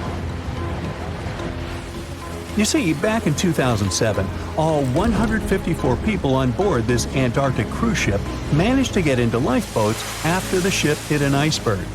Now imagine their panic as they waited for help for 4 hours. The crew did an excellent job in keeping everybody safe, no doubt. But a report that came out 2 years later said that the MS Explorer accident had happened because of the inexperience of the captain, who had pushed the ship too fast into a wall of ice in the freezing waters of Antarctica. That means that no matter how much tech a ship's got or how fancy its materials are, if you've got a careless captain and a crew that doesn't know how to handle an iceberg hit, yep, a disaster similar to Titanic could happen again. But hey, you shouldn't stress over it. Trust the professionals and keep in mind the odds. In the last 30 years, the MS Explorer was the only cruise ship that sank thanks to an iceberg, and everyone survived. So kick back and enjoy your sea vacation. It seems like we all cried watching the heartbreaking goodbye of Jack and Rose from the Titanic. Oops, spoiler, sorry. But the real-life stories from the sinking of the famous ship were no less touching. Joseph LaRoche was born in 1886 in Haiti to a wealthy family. He was growing up without a dad, but his mother was a self-made woman and a respected merchant. His uncle was the head of his country. Joseph was fluent in French, Creole, and English. At the age of 15, Joseph realized he wanted to become an engineer. There were no engineering schools in Haiti, so he moved to France to get his education. The journey took him a whopping 83 days. Still, in his student years, Joseph met Juliet in a suburb of Paris through a mentor. They soon became friends, and then it grew into something bigger. The couple decided to get married. There was only one problem. Joseph couldn't find a well-paid qualified job even after completing his studies because of racial discrimination. The intelligent young man realized he could do better. Plus, he needed to provide for his growing family. His third kid was on the way. His uncle back in Haiti promised he'd help Joseph secure a job as a mathematics professor. His mother was overjoyed that her son and his family would be living in Haiti. She bought them first-class tickets for the French liner La France as a reunion gift. But that liner had really weird rules separating parents from their offspring for meals. The LaRoches didn't want to leave their youngsters and make them feel sad on a trip across the ocean. So they decided to trade their first-class tickets for La France for second-class tickets for RMS Titanic's maiden voyage. The Titanic was all the hype, and it didn't separate families, so it looked like a great deal. They planned to change for another ship in New York that would take them straight to their final destination in Haiti. The family boarded the Titanic on April 10, 1912, at Cherbourg. They had 3 days to enjoy the luxurious staterooms, a dining salon, a library, and 3 outdoor promenade decks available to second-class passengers. Juliet sent a letter to her father from Titanic's final stop in Queenston, Ireland. She told him they were more than happy with the accommodation. They had 2 bunks in their cabin and a couch that converted into a bed for their youngest family members. The family made friends with some nice co-passengers with whom they had traveled together from Paris. She thought they had been the only other French people on board, so they sat together for meals. Juliet mentioned they had all spent time together on the deck of the liner. She also wrote the people on board were friendly, although some sources say the family had gone through quite a lot of mean stares, gossip, and remarks. On the night of April 14th, their exciting journey came to an abrupt end. Even though Titanic's wireless operators had received warnings about drifting ice from nearby ships, the liner continued to plow ahead at full throttle. It was around 11:40 p.m. when Titanic's hull collided with the Iceberg around 370 miles off the coast of Newfoundland.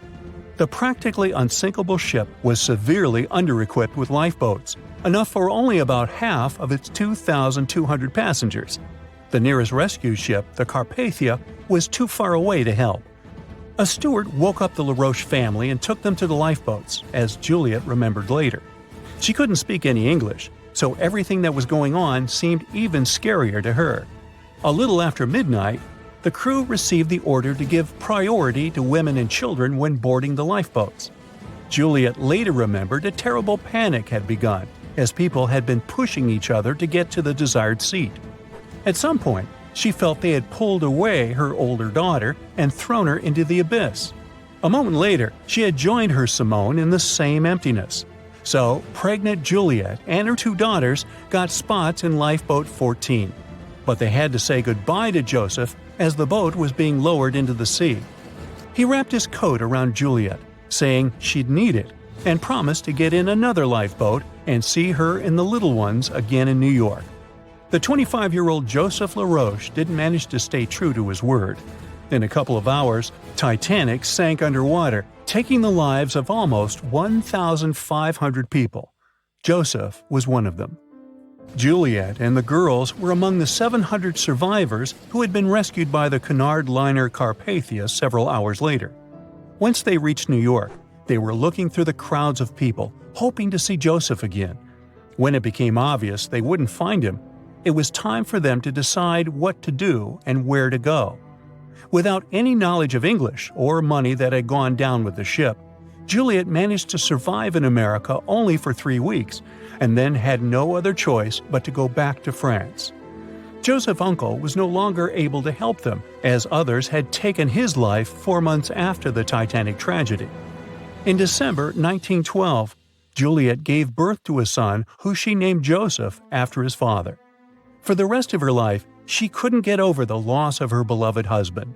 That's why she didn't like to speak about what had happened on Titanic and told her children not to mention it.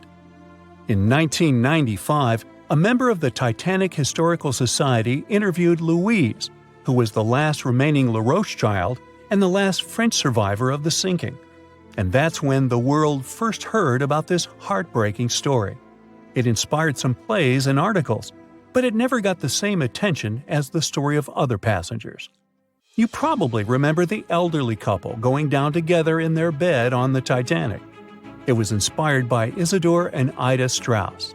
They were both born in Germany and emigrated to the United States as kids. They met in New York and got married 5 years later. Isidor started a china and porcelain business with his brother that grew into the glassware department at Macy's and turned them into multimillionaires.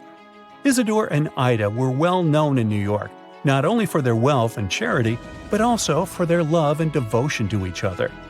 In 1912, the couple decided to run away from the New York winters and headed for Europe. By that time, they'd already been married for 40 years. In early April, it was time for them to sail back home to New York.